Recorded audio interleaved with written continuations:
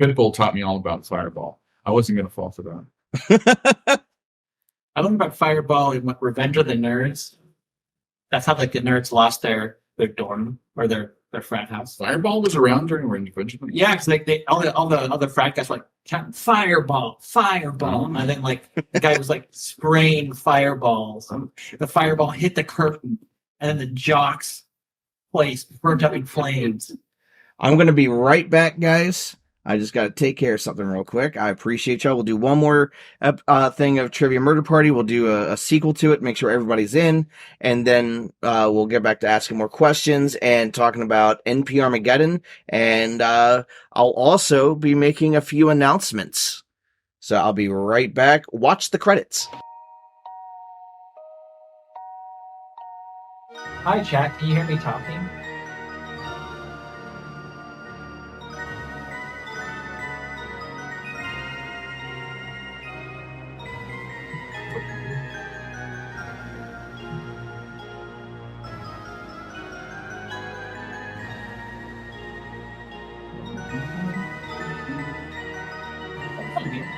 Mm-hmm.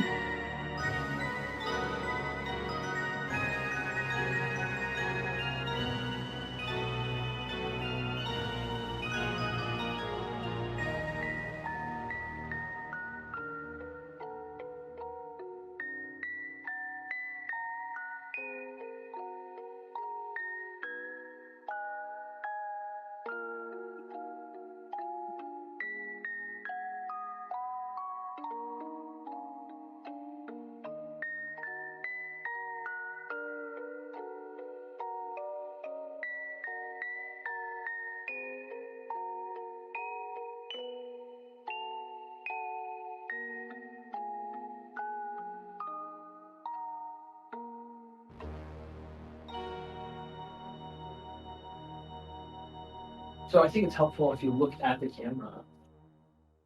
Like,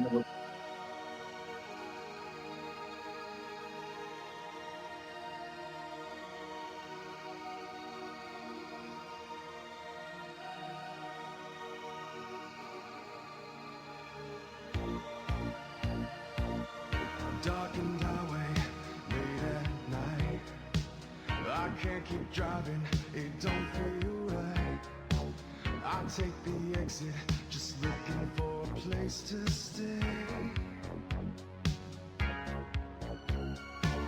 There's only moonlight, the sky is black. I'm really lost, but I can't turn back. What's that ahead? A hotel with a vacancy. Do I check in? Will I check out? There's no one near to hear me shout. Trivia at a party, and I feel the dread. If I can't answer these questions, I'm gonna wake up dead. Trivia at a party in this murder hotel. I thought this was a vacation, but it's a trip to hell. I find my room and I try to sleep. I say a prayer, my soul to keep. Next thing I know, my phone rings with a wake-up call. Why'd I check in? Will I check out? There's no one near to hear me shout. Trivia at a party, and I feel the dread. And we are back. I appreciate you hanging, but I have to bribe children. Welcome back, everybody, for another episode of Jackbox. Jackbox with none other than Peter Podgursky and Bryan with a Y. I almost said Macmillan Garcia. Bryan motherfucking Keithley. Personalities are merging, so that's okay. All right, so yeah, we do Jackbox on Mondays, and on Wednesdays we wear pink. Beautiful. All right, so like I said, one more, and then we're getting back into the interview, which I am very excited. Ned, we're excited that you're excited. I'm turgid. You're turgid? Yeah, That sounds like a medical. that's how excited I am. That's a word like moist. It's like And for a very special treat, after I make a few announcements, after we get into more of the interview, I will actually read Daddy Grew a Little Daddy. Oh my gosh, this is a treat. What a treat. It's story time. Exactly. Motherfucking story time. I'm so happy, says Slime. Not actually how she sounds, but close enough. That's your impression of slime. Absolutely. Ned, I have to ask you, have you done any voice work? Because you've got the pipes, man. You've got the pipes for it. I haven't, but I definitely want to. I was originally slated to do a voice in a Poultrygeist game for Trauma. Oh shit! Wow. So I'm waiting to hear more about that. And I'm always open for open to perform little bit parts, just to kind of like whet my appetite for more scripted items, because I'm used to doing everything on the fly, live, improv, just rolling with it. Awesome. Yeah, you can nail it. And I'm not going to, and I'm going to not so subtly say, I wouldn't say no to doing anything for NPRmageddon. Just saying. Okay. I'm glad that's clarified. How do you feel about nudity? Nudity, look, I have a no nudity clause, because that is such a high dollar item that most people can't afford it. Well, like $200? What are you talking about? I mean, $20 is $20. I mean, if we're really that hard up, I can show a little. There we go. That's the Twitch stream game, right? You got to show some cleave. Exactly. Gotta put them out there a little, you know. Yeah, get that hot tub stream going. All right. We're gonna give it an extra 5 seconds here. A 5, a 4, a 3, a 2, a 1, a fuck you. Let's go.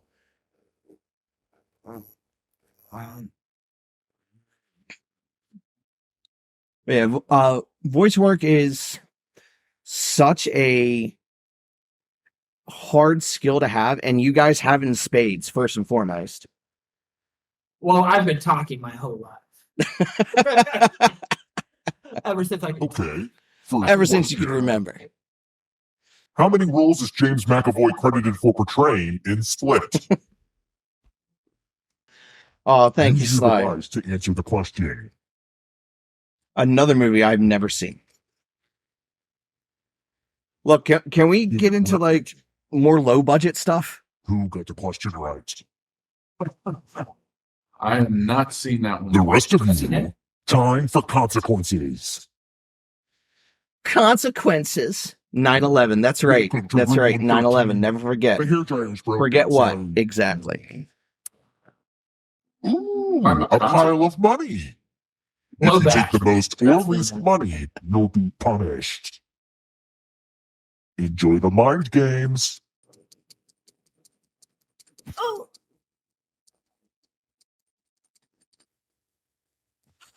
Boom. Because I'm a consummate professional. Okay, who took what? The most and least greedy really messed up. Do we all pick 420?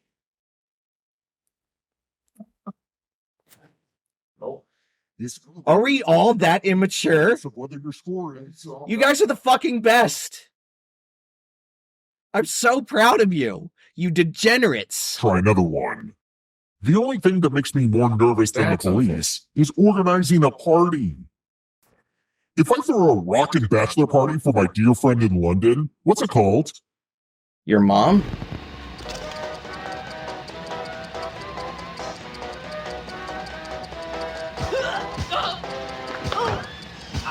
They won't let me have a passport. This.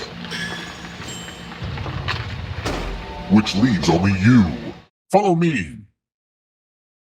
Hey, that's what I said. Welcome to Yeah, room let me get this 237. thing. This one should be All right, easy. slime, prepare to follow rules or get Rules punished. before time runs out. Everyone else is playing. Heavy, I don't need to see what you Google on or search for on the hub. I will kill you. Go.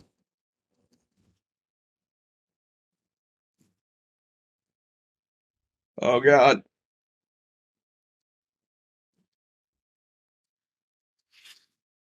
This is so much better than Simon Says, am I right? It kind of is.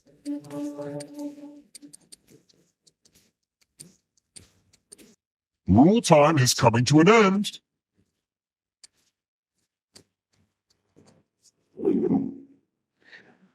Aw, he tried Oh, so shit. hard to follow the rules, which was like super cute, but it just wasn't enough.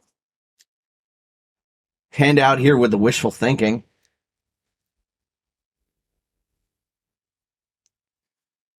She's like, punishment. Yes. I was raised in a family of hotel owning serial killers. I never really fit in. I always wanted to kill people in other places. They never really got me. Oh, I should tell that at a Moss Look, Story wait. Slam. Heavy, we've been over your in hentai searches and Let's keep moving. we've decided What's you the need chief therapy. electrician called on a film set? I don't know what the end means, and maybe I should probably show them the names for. Oh God. Who picked? I only know what a key grip is because of the song that the guy who Ooh, played those Biff got it Tannen wrong. did. I don't like saying that. Where he's like, what does the key grip Let's try do? another one. Adjust the lights. What does the best boy do? He helps the key grip. That stick conductor Quit asking wave me around the to lead an question. orchestra.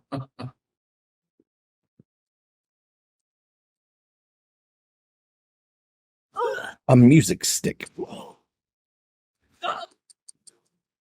Who picked this? Well, slap my ass. Everyone again? And You all call need to me be a total sexy lesson. bastard. Hopefully you can defend yourself from ESP. Type in an answer that fits this category. Everyone else will answer too. Really? And if anyone matches you, you die. Screenshots or you don't actually have a hentai search history. That's right. That's right. Screenshots or nothing. Oh God. I don't know what's in the bit party pack. Oh.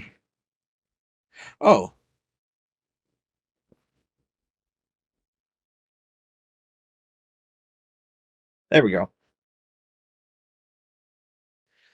It's You Don't Know Jack, Madverse City, and something else. Time's almost up. 1 second. One of you didn't answer. Big mistake. Y'all still had fun, right? I mean, there's still a death. That's the important thing. Yeah, there's no judgment. We just know that there's some deep-rooted trauma there. Messed up big time and died before getting to the final round, but I guess I imagined the whole thing. I'll play closer attention from now on. It's time for the next question. She doesn't remember these things. How long is one term in office for a United States Senator? Oh, fuck off. Isn't it dependent upon...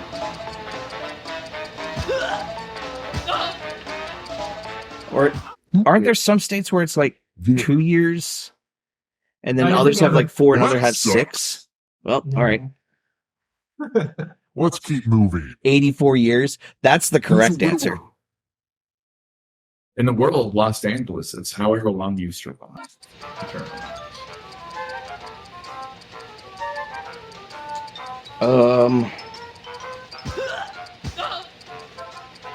Who's a widower?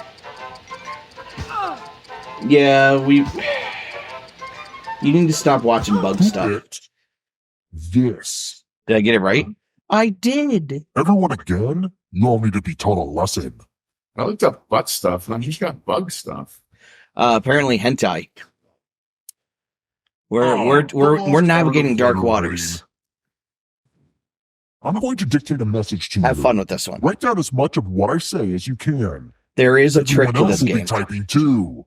And if anyone does a better job than you, you die.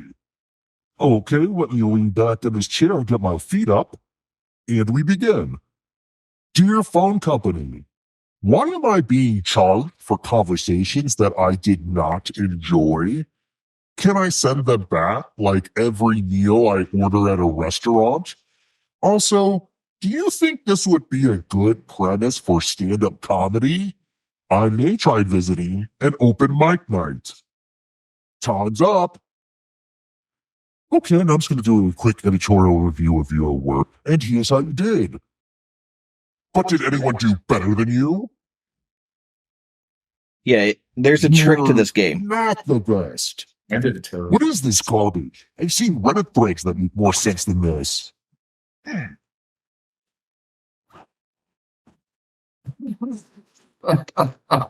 really squandered that second chance. You won't get a third.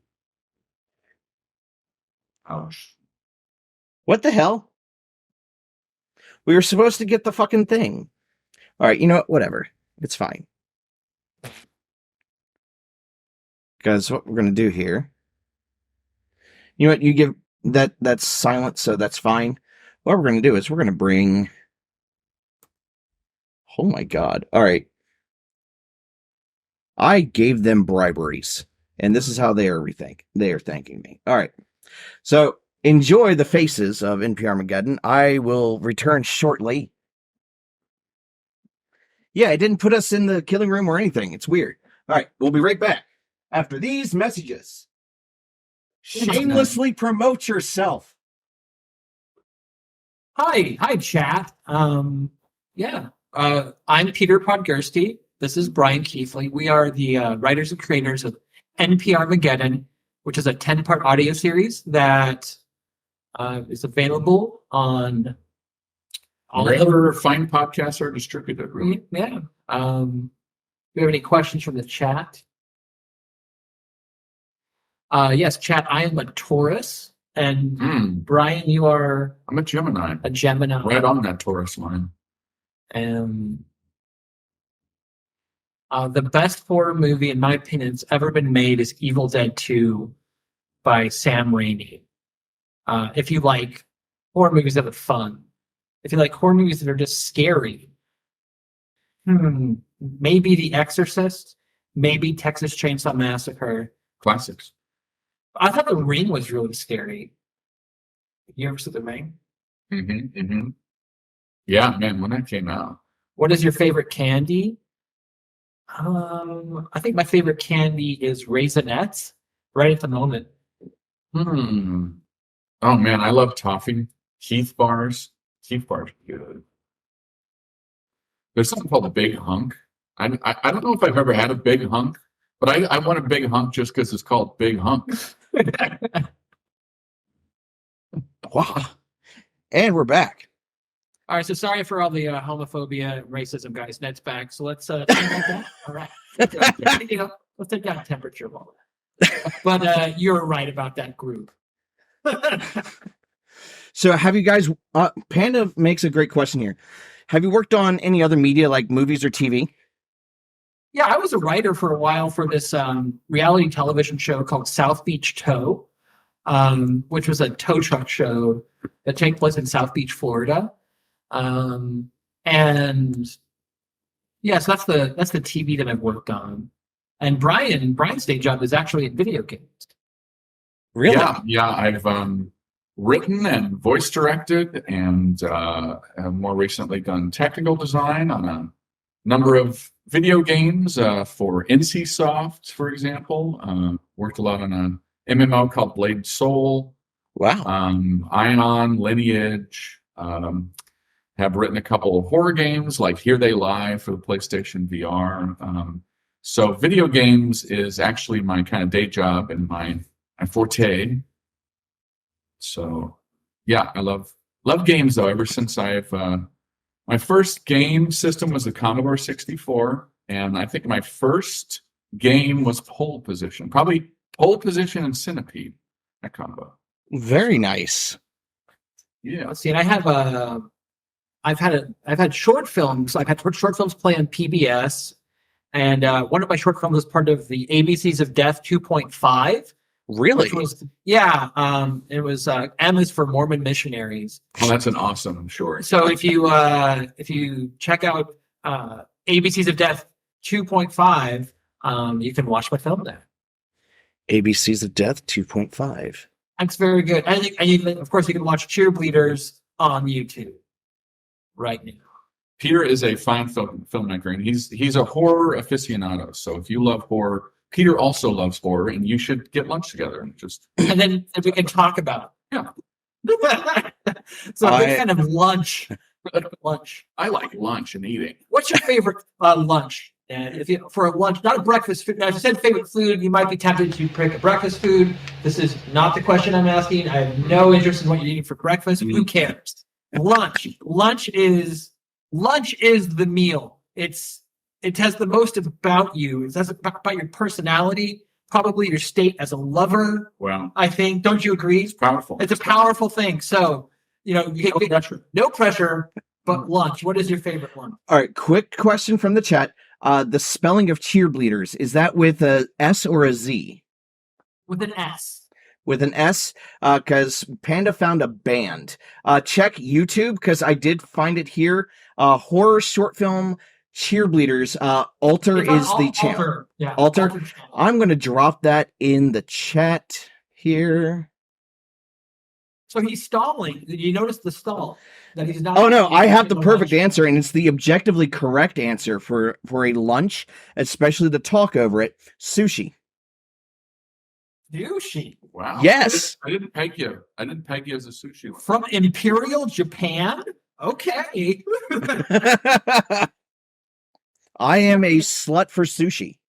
There's this great sushi place. If you ever come to visit, and you should, there's this great sushi place in Torrance where they have the sushi on conveyor belts. And so it just goes by, you just pick it up off. It's somewhat automated. They have a little robot that will come and give you a glass of water. And it is a fine dining experience. But sushi, that is not a cheap lunch. That's an expensive lunch. It depends on where you go. Oh, so you don't actually care about the quality of sushi. So You don't that's want not anybody else necessarily the to show you. case. Okay. Just That's- throw enough wasabi on that and guess whatever. As long as my mouth is burning, I feel like I've done it. The perfect way to judge any sushi place is with 2 rolls. With 2 rolls, you can judge the quality of any sushi place. That is their spicy tuna and then a shrimp tempura, because you want to see what they add to see how creative. Tempura's not sushi. It comes in a roll, though. It's definitionally tempura comes in a, but it's not sushi. That's like saying It's like definitely adjacent. like let's say my favorite way to cook a steak is chicken fried. I mean, I guess it's technically correct. You could do that. I mean, by the same logic, sous vide is technically a way to cook a steak as well. Yeah, you can lay it on the hood of a car too. Yeah, I guess. There are multiple. Right out of the cow. I mean, as long as you're ingesting it. And Exactly. so sushi. So do you remember? Tell me about the first time. I'm sure you must remember the first time you've ever eaten sushi. The first time I had sushi was at a sushi buffet, and so I was like, oh, it's not bad, but I don't know if I'll have it again. And then later on, someone's like, oh no, here, try this, and I went to an actual sushi spot, and it was phenomenal. Where I got to have the So you were like you were an adult by this point. Exactly. Gotcha. I certainly had sushi when I was like 25 or something. It's definitely not something I grew up with. I'm from St. Louis, Missouri, so Yeah, you're also not a very adventurous eater. Yeah, I grew up on country fried steak and meatloaf and chicken fingers, all of it. All right, so Ned, second question for you, Ned. Okay. Have you ever been in a fist fight? Yes. Tell me the fist fight story. The fist fight story? If you've been in a fist fight, you may just have the one story, or you have the one. If you've been in multiple, you have the really good fist fight story. I mean, the best one was it was 6th grade. There was this kid that I thought I was friends with since like 1st grade, and he just randomly just started being a complete asshole to me, and just kept going. No, seriously, I sit down. I haven't seen the dude all week. And I just sit down with my tray, and I'm sitting at the edge. We're not even sitting next to each other. And I'm just trying to eat my lunch, and he keeps yelling at me, and then punches me in the face. Like, I don't even say a word to him. He just punches me in the face. And then next thing you know, I punch him in the face, and then I'm strangling him. That's the fight story. Did he die? No, but he did die on the inside, though. Yeah, man, just to punch somebody in the face. At least you get, you kind of prep it with an open hand slap. Yeah, you got to have the open hand slap to be like, you take the glove off and then you challenge them. Oh yeah, you slap them. You're like, sir. Yeah. And Fat Man replies with, and then bada bing, boom, we got married. So the six. Have you ever been in a fist fight in your adult life? No. Because you're a fairly large person, right? Like people aren't going to go out of their way to like fist fight you randomly. No, I'm also very likable. Well, tell that to the guy in 6th grade, right? Well, you know what? He's on heroin now, and I couldn't be happier. Actually, I have no idea. Actually. All right, so cool. And so all right. Have you ever killed an animal? I once killed a man. The most dangerous animal. The most dangerous animal. That's right. That's right. That's right. But enough hijacking from Mr. Peter with an Podgursky. Yeah. Don't go R-E, go ER at the end of Peter. All right, so you said that Bryan, you said that you're originally from St. Louis, and Peter, where are you originally from? Are you from California? No, I am from southeastern Idaho. I was born in Pocatello, Idaho, and I grew up in Blackfoot, Idaho. Oh wow! The Idaho Potato Museum, and they have a great county fair up there. A fantastic southeastern Idaho County Fair. The Eastern Idaho State Fair. State Fair is the best fair that. I think National Geographic came and took pictures of it once upon a time. The famous Silver Republican John Dubois is from Blackfoot, Idaho, and people in Idaho back in his day would say his name Dubois, which he absolutely hated, and then they named a town after him, which is also called Dubois, Idaho. So that's what you get. And the Silver Republicans were interesting because they were their big thing is they wanted silver to become a monetary metal in addition to gold. And of course, we went off the gold standard in the 70s due to Nixon. So, right, yeah. Yeah. That was William Jennings Bryan. But took us off the gold. I thought Nixon took us off the gold standard.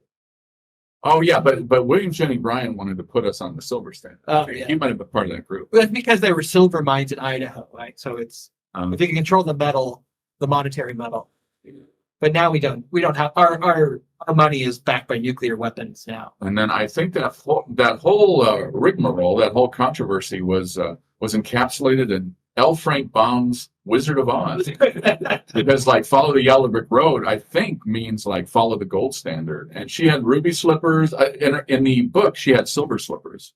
Oh, okay. So there's something there. There's a long essay I'm sure can be found online about the parallels there. But I just knew that from. There's like a 12-hour documentary on YouTube. I can guarantee it. Oh yeah. Now, it's interesting. I wanted to actually get into some of the poems and whatnot that you had, featuring the character of Vivian 12fingers. I wanted to ask, first of all, the what was the inspiration for this, and what was like the writing process of it? Well, Bryan is the poet, is gifted with the gift of poetry. So Bryan has written all the poetry in the show, and it's something that Bryan you just write poems for the joy of writing poems. Yeah, I feel like I've always had a weird strength with that, and it's like, what do you do with this weird superpower? You like, unless you're going to try to be a professional poet, which like, good luck. Like, what do you do with the gift of verse, right? But like, we found a little niche for it in the form of Vivian 12fingers delivering demented children's poems on NPRmageddon, and I think it's been a standout. I think a lot of people tell us that they enjoy that. Yeah, Vivian 12fingers is played by Betsy Baker, who is her most famous role was as Ash's girlfriend in the first Evil Dead film. She played Linda? I think, was it Linda? It was like, yeah. Yeah. It's like, we're gonna get you. We're gonna, like that's the Betsy's part. I was just call her Betsy now because I know her. But yeah, I think she was Linda. Yeah, it was Linda, Shelley, and then I can't remember the third name. But I don't know. And she's fantastic. Yeah, she is. She gives the readings of these like such warmth, and she has great comic timing. Like, she's fantastic. Yeah, and like, I mean, the fact, like, it's cool that we have like Fred Willard and some of these names, like John Delancey from who's played Q on Star Trek is in it. But like, part of me is just so jazzed, like, oh, Betsy Baker from the first Evil Dead, she's in it. That's really cool for me. So, but yeah, she does the poet. She does a great job, and she told us, oh, you really should like, turn one of these into a book or something. I think this would be good. This would be a good children's book. So, our friend Martin said, NPRmageddon's taking kind of a while to make. It seems like a really expansive, large art project. And so we was like, yes, we agree. And so we decided, well, let's make a children's book on top of making a podcast. And it's illustrated by my friend Devin Marcel, who's an old college roommate of mine. And he did a great job. If you ever see the book, he kind of makes more jokes than that are in the poem. Like, there's like sort of a visual. Yeah, there's like a couple of visual gags that you wouldn't. So he's really leaning into the medium and finding a few little additional dimensions there with the visuals. So it's cool. So I believe we were promised a reading of the poem. You certainly were. And just so you know, I learned how to read just for this book. Oh my gosh, that really touches my heart. That doesn't surprise me at all. All right. So, here we have Daddy Grew a Little Daddy, written by Vivian 12fingers.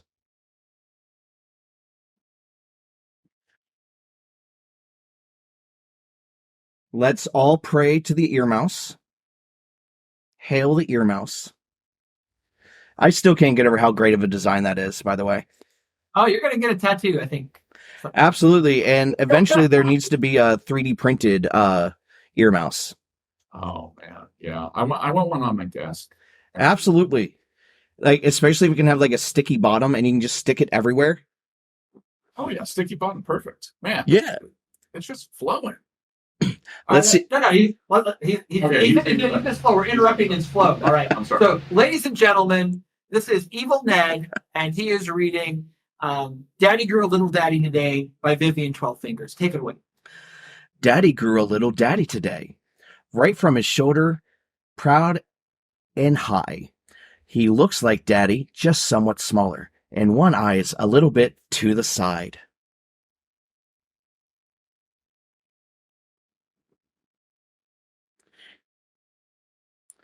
Little Daddy lives by Big Daddy's collar. He screams at the birds as they fly. Look at him screaming at the birds.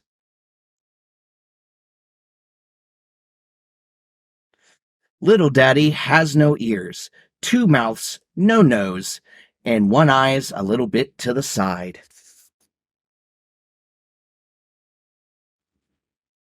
For weeks, I was scared of little daddy.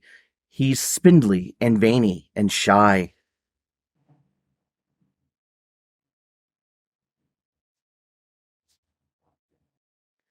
He'd wake up at dinner and pee on the spoons, with one eye a bit to the side.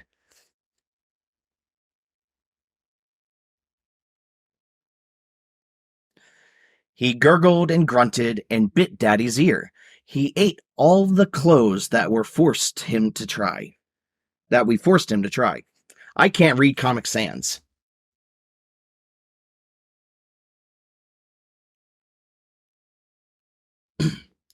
And I swear on my word, he choked Grams with a cord with that one eye a little bit to the side.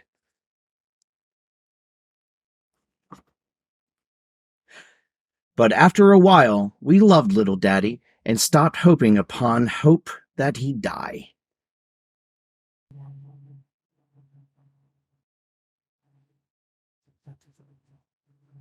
We played dice all night and laughed at the moon, that one eye still a bit to the side.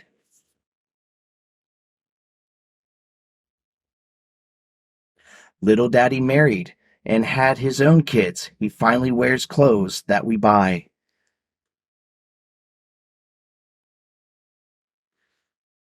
This is such great art, by the way. His eye's still repulsive, but you know what? I made an eye patch, and it's fine.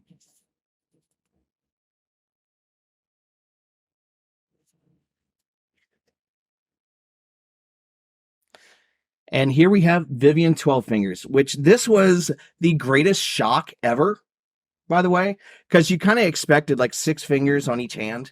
And they're like, nah, I'm going to subvert the expectations. Tiny, strong hand, big hand.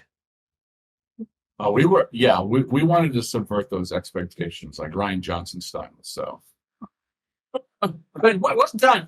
Yeah. Why, thank you. Very good. when she says it's fine at the end, it's certainly not fine. But you know what was fine, Elena? Your performance. That's the thing.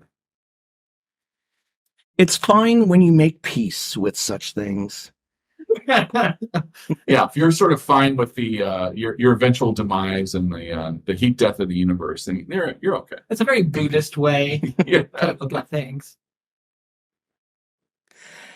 Hold on. I took notes. I'm very professional, by the way. Oh, I'm that's it. very well prepared.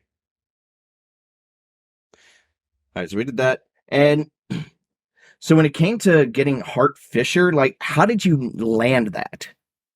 Hart used to live in Los Angeles, and I had met him at Screamfest or Shriek. I think, what was it, Shriekfest? There's two. I think it was Screamfest. There's 2 horror movie film festivals here. One's called Screamfest and one's called Shriekfest. And I think I met him at Shriekfest. He was promoting American Horrors then, and I was looking at the program of Shriekfest, seeing who would be there. And I was like, oh, Hart Fisher. So I looked him up and, like, read a bunch of interviews with him, and I was familiar with his Jeffrey Dahmer comics from before. And so when at the mixer, there's like a little mixer. I walked up and said, oh, you're Hart Fisher, and I just ended up talking to him. And I think he was impressed that I knew so much about him. And then we just kept in touch ever since then. And yeah, we've been like, when we wrote the part for Hart Fisher in NPRmageddon, we wrote that specifically for him. He had this show called Heart Attack Radio, which he's bringing back. Yeah. And like, so we knew he could, like, kind of go on these kind of like rants. He's a good ranter. He really is. And so we tried to lean into that. And but he had moved away by the time we were ready to record, so we were just kind of waiting for him to come back to Los Angeles. So we recorded him, like, all of his parts, like, on Mother's Day. And On Mother's Day, yeah, I remember that. And yeah, I think it took us a while to finish, and he was like, we gave him the skeleton of the dialogue, obviously, but he was so creative in finding his voice and riffing and being so extemporaneous. Like, we mined a whole lot of good stuff that wasn't on the page, just because he's really good just off the cuff. Yeah, he added a lot of like little improv things. It made us like kind of go back and rewrite some of the stuff, so we could like kind of incorporate some of what he brought to the piece. And I think he brings like a lot of energy to the show, because he's just, he's a very big character in real life. I think we're able to get some of that to show, and man, like some of his parts, I just think it's so funny. He's so funny. Yeah, as far as like, one measure, and we have very little objectivity, having listened to all these sketches like 100 times. Yeah, we don't as we edit, but like, I think the laugh your ass off meter is like extremely high with Hart Fisher's stuff. So I think that's a good sign for us, at least. Like, we just got such a kick out of hearing him and editing him together. And I think on a more general note, like, Peter is definitely the maestro of like casting all of these people. Like, we heavily depend on Peter's network. We have over 80 actors in the series, which is kind of insane, because that's a lot of people. That's a lot of recording sessions. So we mine Peter's network, and like, gosh, everybody, like, whether they were known or not known, like, everybody brought the goods. I mean, like, all these, there's no wasted parts in this thing. I mean, everybody did such a good job. Yeah, and my undergrad is in theater, so I was able to like use a lot of like my old theater buddies, who mostly do theater still, and like they did such a good. I think they hold their own with like the more famous people in the show. So I think what's great about, like, if you ever listen to like just actual news radio, you're gonna, like, in the course of like 10 minutes, you're gonna hear like 30 people. And so we wanted to recreate that, where like I think the easier way would have gone is like just record, like, get like 8 actors that can do 5 different voices a piece, and I think that's totally a valid way to go. Yeah, and it's very efficient. But I mean, there were some people that weren't even actors that I just like the sound of their voice. There's a guy I'm thinking of Rick. In one episode, he's a guy that like kind of, he marries his car. Yeah. And Rick's voice is so unusual. That's just Rick's voice. And he's a carpenter that I knew from a bar. And he was one of the very first people we recorded. And, and it was just so good. There's that certain energy of recording a non-actor, right? And it's like, you'll hear about sometimes like independent film directors sort of like wanting that sort of authenticity. And we got that a few times, and we were able to kind of catch lightning in a bottle, right? And like catch some of these authentic non-actors that just sound insane or fantastic or really unusual. And that's part of it too. Yeah. And your favorite character, Pam, the Measure They Dicks lady. Yeah. She's a friend of mine. Like, she's a connection that I met from cheerleaders.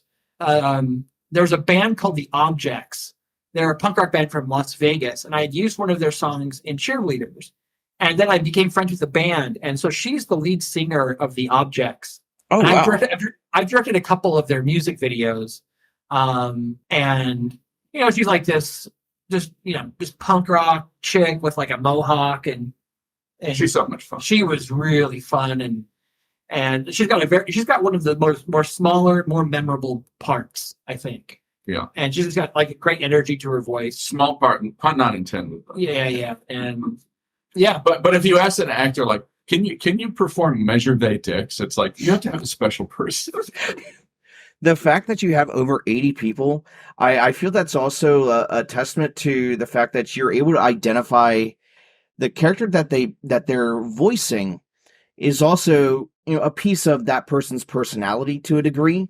And so you're getting some authenticity out of the acting, and that's why everything feels natural. Nothing feels like it's like they're staring in, for lack of a better term, they're just staring in the camera going, oh no, there's the giant slime that's eating our town.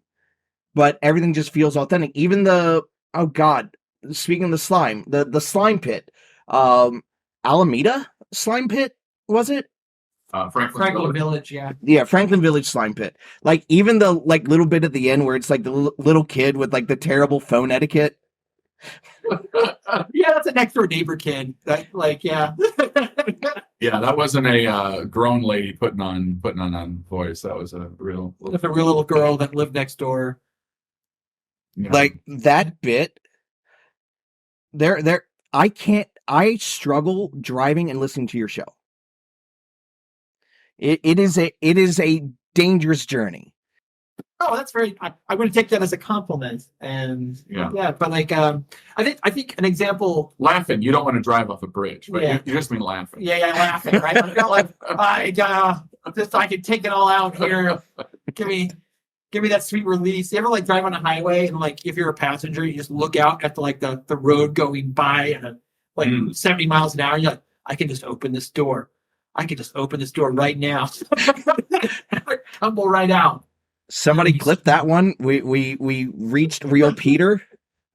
But as far as like oftentimes what happened, like I would often write with somebody in mind. Yeah. And Bryan would often just write just towards like an idea that fascinated him. And sometimes that became like, oh my God, who was going to be able to do this part? And the part that I'm thinking of is like Andrew Bowser, who is he had a movie come out recently called Onyx the Fortuitous and the Talisman of He's done Thorns. extremely well for himself. He's a hard worker. He's a hard-working guy, and Bryan had written this piece for this historian that lists a lot of like pop culture references and brand new history. and it's like it's kind of done in a fast clip. And I had seen viral videos of Andrew Bowser. He has this thing called the Satanist Guy is one of his, like weird Satanist guy. If you YouTube Went viral because people thought it was real, and the newspaper. Yes. Okay. Onyx. Yes. Okay. Yeah. And so I go, I think this guy could do this sketch. It's not an easy sketch to It's perform. gymnastics. Yeah, it's a And lot. he's a fast talker. Yeah, it's a lot of fast talking and a lot of understanding. And I think Andrew really loves like pop culture. And it's one of the few times that we've allowed ourselves to kind of indulge in a lot of just blatant pop culture references. Yeah, we kind of confined it to those sketches. Yeah. Otherwise, you won't find a whole lot elsewhere. And so I was able to like get a hold of Andrew and ask him to do it, and he agreed. But like That was one of the sketches I was going to bring up because how well put together it was for something that is meant to be like, or meant to sound like it's just like slapdashed is absolutely insane, or like slapdash and incredibly stupid. Like it takes a really smart writer to create that. It's almost in the same vein of like Ricky from Trailer Park Boys.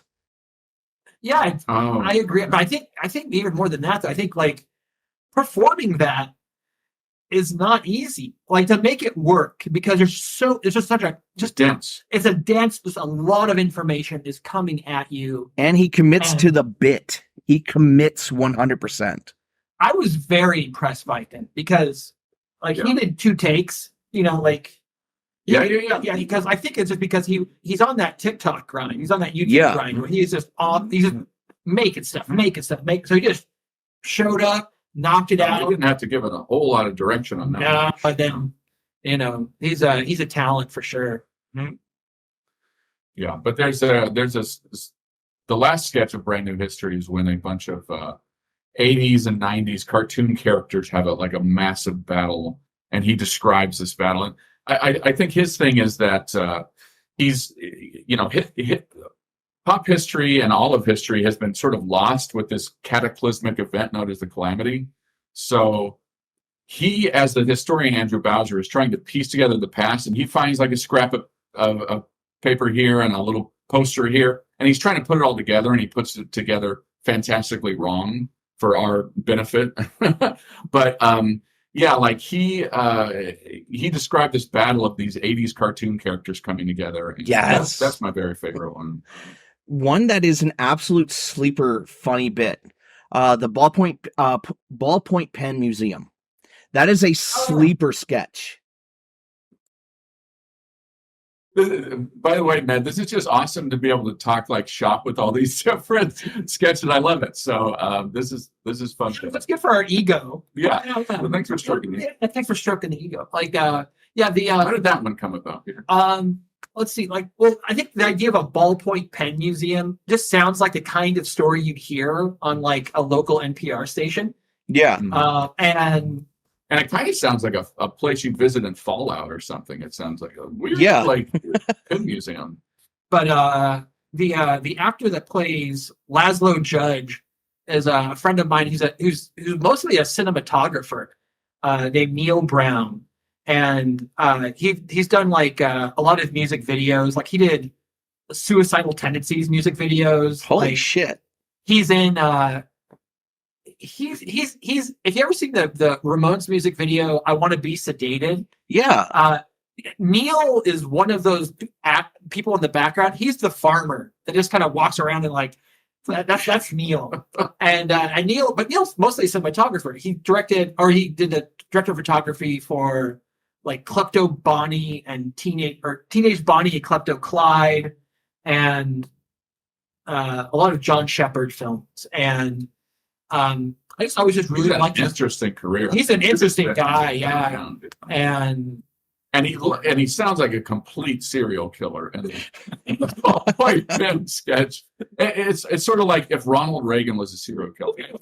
Yeah. According to your point of view, he may well have been.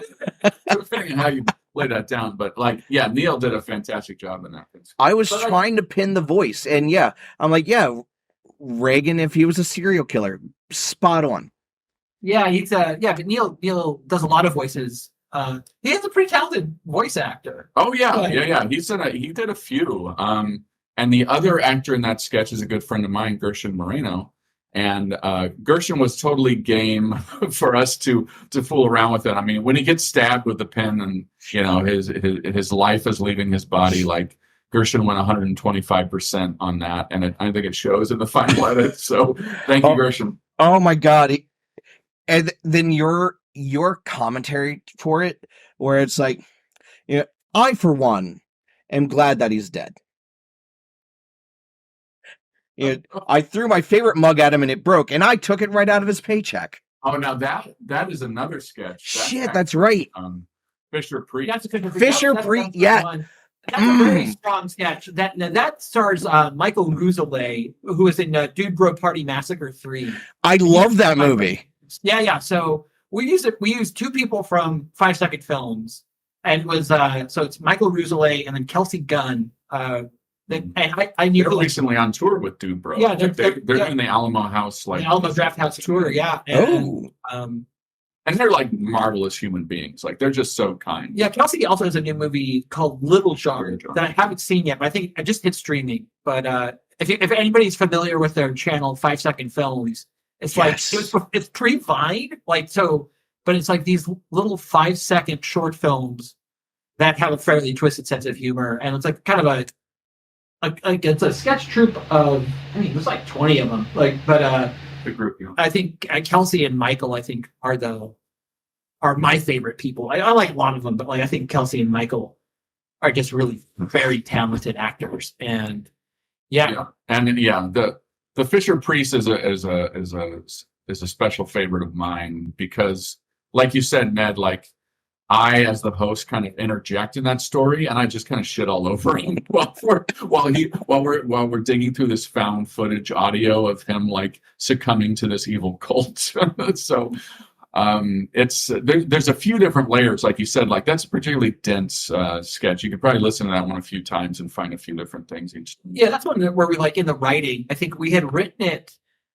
You had written the majority of it without the interjection. Yes. It was just kind of just the straight story. Just a found footage audio. Yeah. And then I sort of like, this could be like, this is like I don't know if you're familiar with the NPR show Snap Judgment, but like there's a show called Snap Judgment where the host kind of interjects with sets up the story a little bit like This American Life also does that.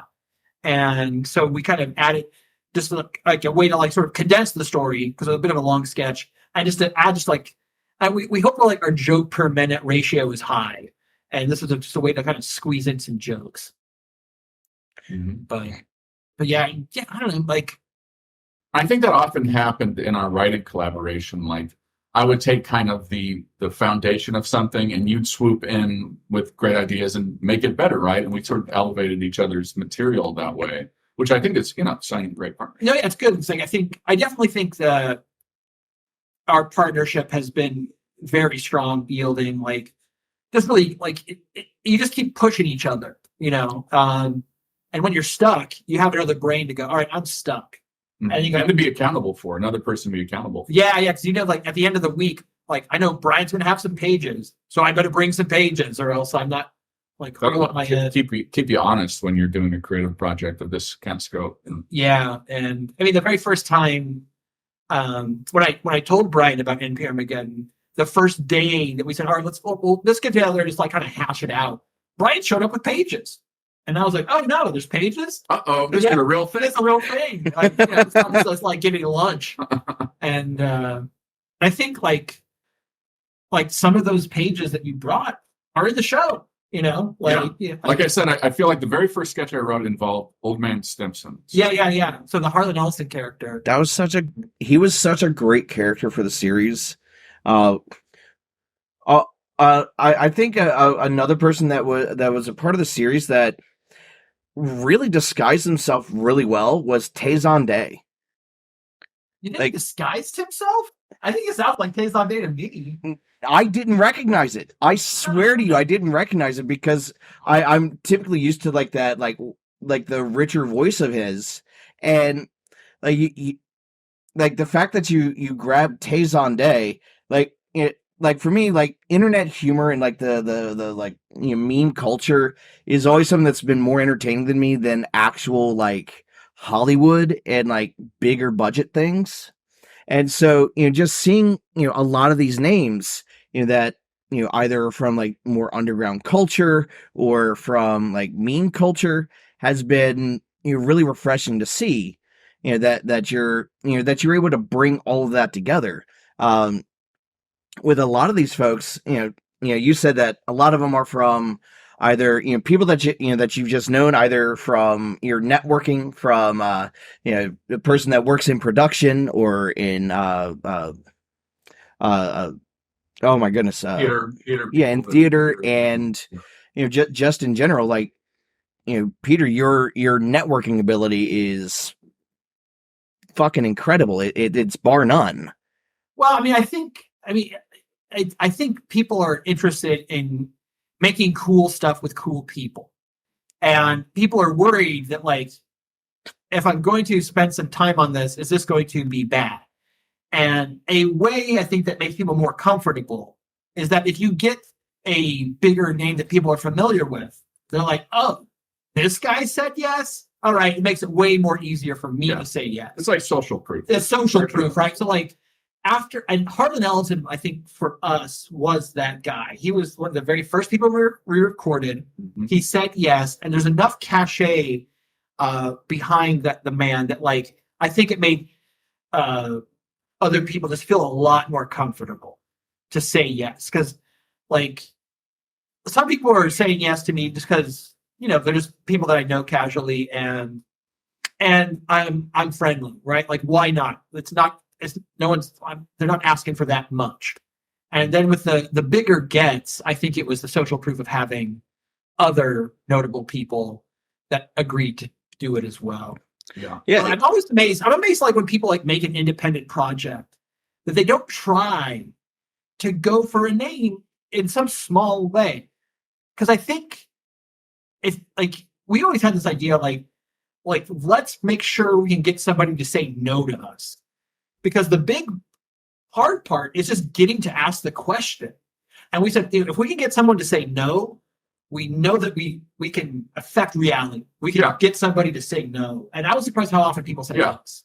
Yeah. And it's achievement to get the no, right? Like that is a step forward to actually get a no. And you have to have that kind of mindset. Yeah, you have to have a mindset saying, like, the goal isn't to get them to say yes, because when they say no, you'll feel sad, right? The goal is to get them to respond.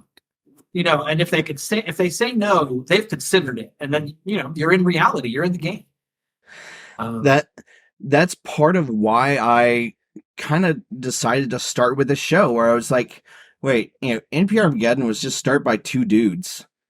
Like, why don't I just start asking people to be a part of this? So I started, smaller with, a few people that I knew, friends. And then I'm like, okay, I was able to get my friends to come on and take part in this. Let me ask, ask people that I'm genuinely a fan of, that more people should know about. And that's the goal of Evil is Live, is talking to things that are not as well known or not as well known as they should be, and just giving a chance for people to see behind the projects, see the people that are making cool shit, and just talk about it. Well, I think like I know you're a big Trauma fan. I'm a big Trauma fan as well, and I mean I think that's just really interesting. Like I mean I think Lloyd Kaufman had that like make your own damn movie. Yes, book, and I'm very sympathetic to that ethos. It's very difficult for institutional power to get behind just a random person. Like usually that they're placed there by some organization or some other network influence. But like the one thing that like doesn't require a giant machine is like the entrepreneurial method. Like technology has created a point where you can compete. You can make something that's pretty good, just with you and your friends.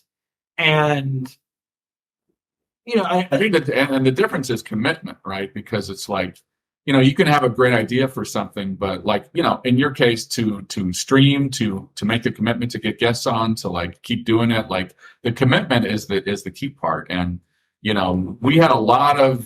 probably had 300 pages of script or something that we had to get through, and you can't do that without commitment. And I think that's what can separate somebody from other people that just have a good idea or who sort of half-ass it, and then a month later they move on to something else. And like I think another way people can discourage themselves is say, "Oh, I don't have enough money, right? I need more money. Where I'm at doesn't have or these people have money." And that there's some truth to this.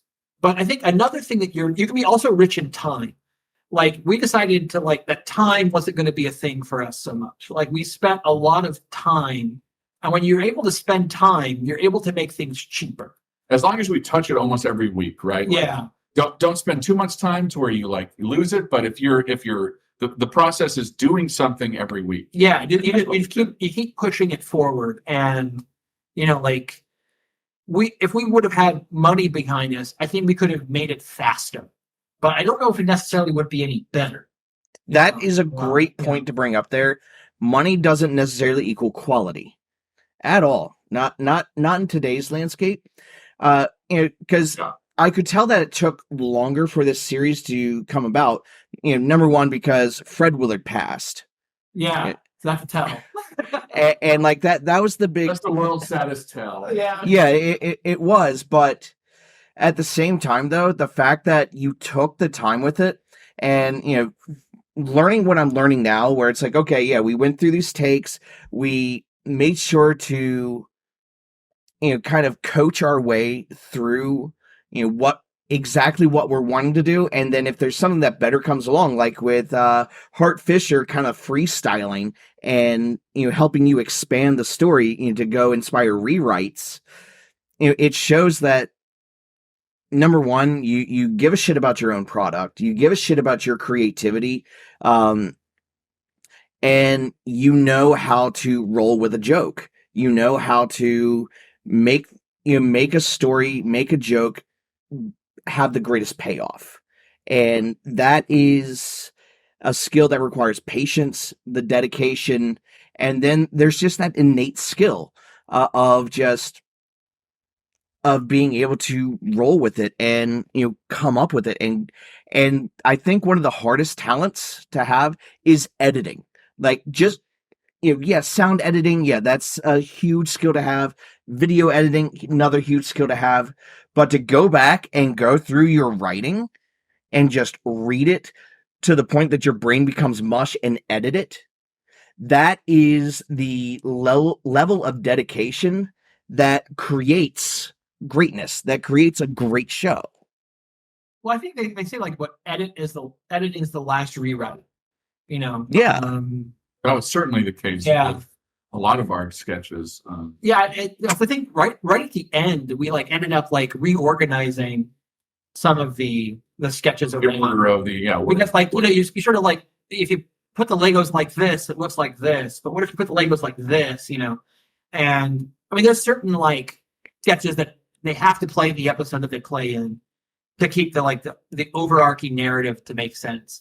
But I mean, also with editing, not just the order of sketches, but the content of the sketches, right? Because we would edit a sketch and then kind of like let it digest, right? And it's like you come back 2-3 weeks later, and it's like, you know what, that part, we need this tighter. Like we need to lose 2 lines here because it just doesn't snap, right? And we allowed ourselves to kind of like do that and to be honest with the material. And I think it served the series as a whole.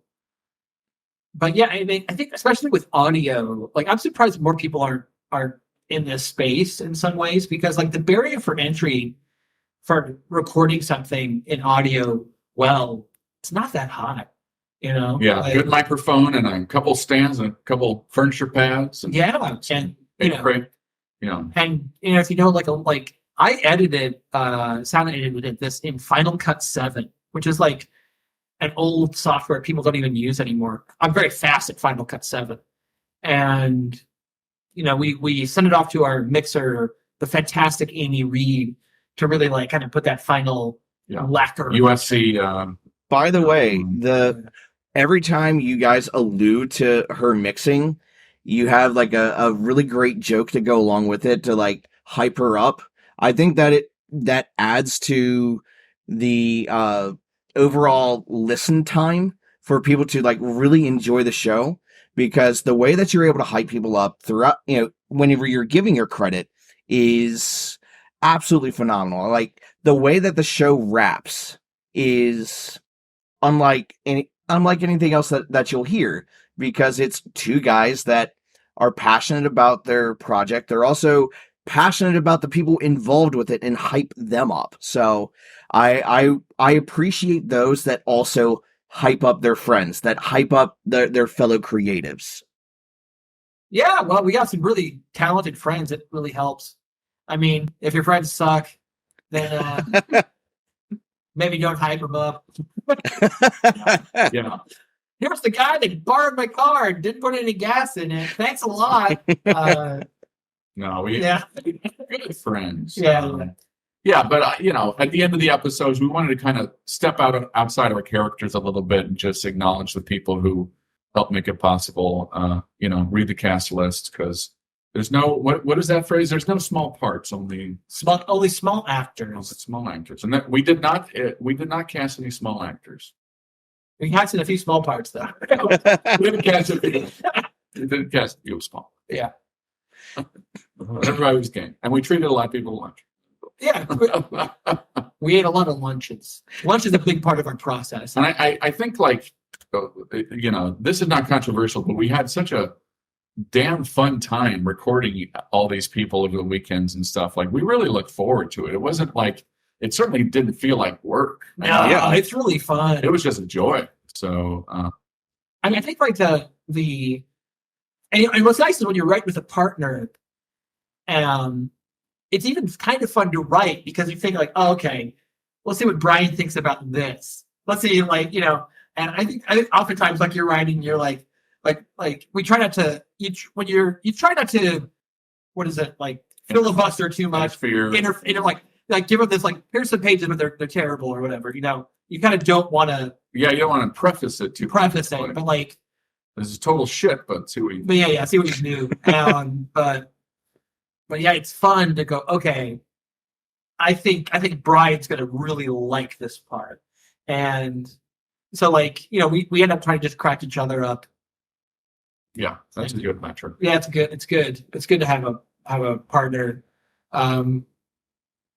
Because I guess for the other thing, it's just for clarity. Because when you're writing, everything makes sense to you. And I think there'd be times where like one of us would show up and be like, I don't understand it. I was like, oh, it's like this, it's like this, it's like this. Like, oh, okay, well, I understand what you just said.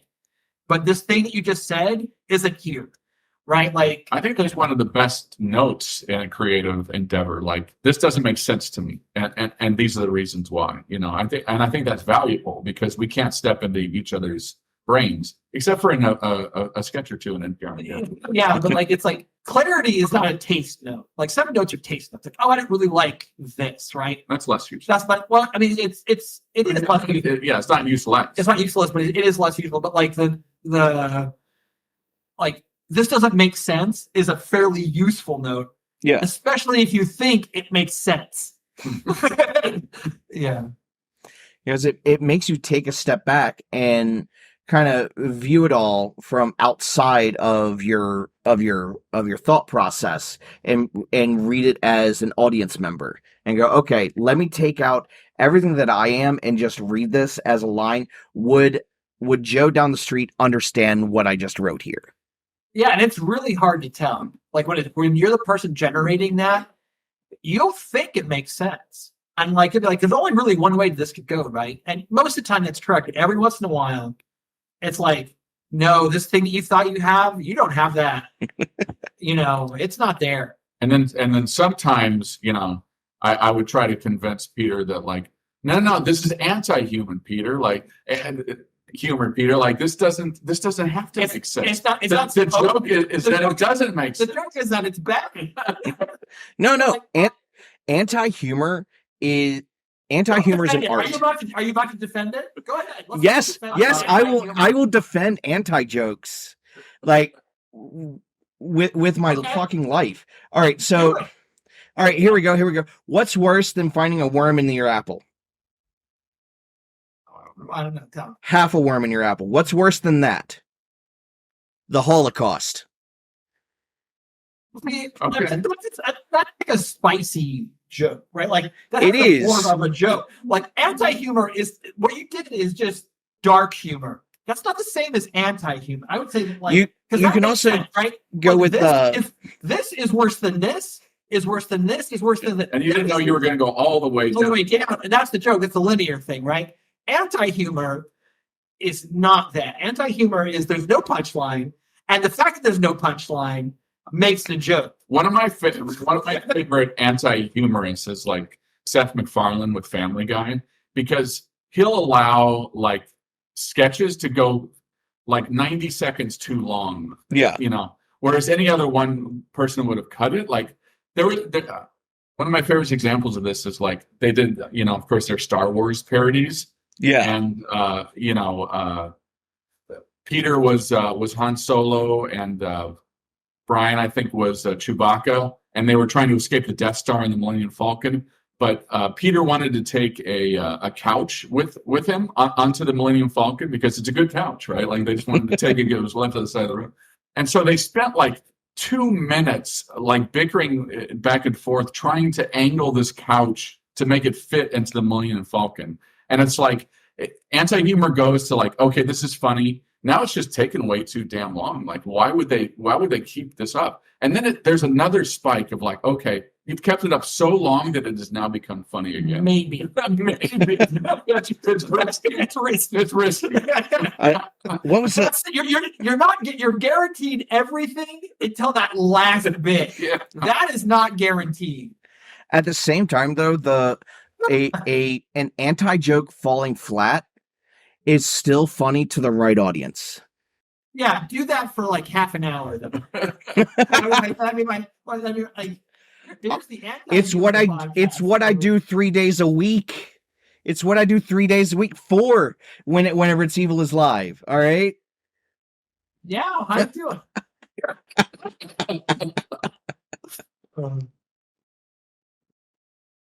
But it's like, let's have some anti-food. Eat some Lincoln Logs. We kind of have an anti-food sketch. We have anti-food sketch. The anti-food sketch. Hungry. Yeah, hungry. Embrace your hungry. There you go. All right. The guy that like that pitches that is he is the ex-husband of Pam. Oh, that's a deep cut. Yeah, that's a deep cut. Yeah, the Measure Their Dicks lady. The Hung Greatness guy used to be married to her. They used to be both. They're still friends. They used to be in the band The Objects. Las Vegas is The Objects. Objects with an X. So, another bit that I want to bring up that I absolutely loved. But first, I want to remind everyone we're sitting here with Bryan Keithley and Peter Podgursky of NPRmageddon, a brilliant podcast that you can get on Spotify, Amazon Music, Apple Music, wherever you get your podcast from. You can get even more information at NPRmageddon.com. You can also go to Etsy.com/NPRmageddon to get some wonderful NPRmageddon swag, such as Daddy Grew a Little Daddy by Vivian 12 Fingers, a beautifully illustrated book. Yeah, keep selling it. Sell harder, Ned. Sell harder. I'm going to give you blood. Anyway. Show off the girls and then say it again. Do you want blood? I'll give you blood. Oh yeah. But one of the are going to move a couch for 20 minutes and see how funny that is. You know what? It would actually be funny. I can guarantee it. I can guarantee it. Yeah. All you have to do is just make the room slightly too small. Just ever so slightly.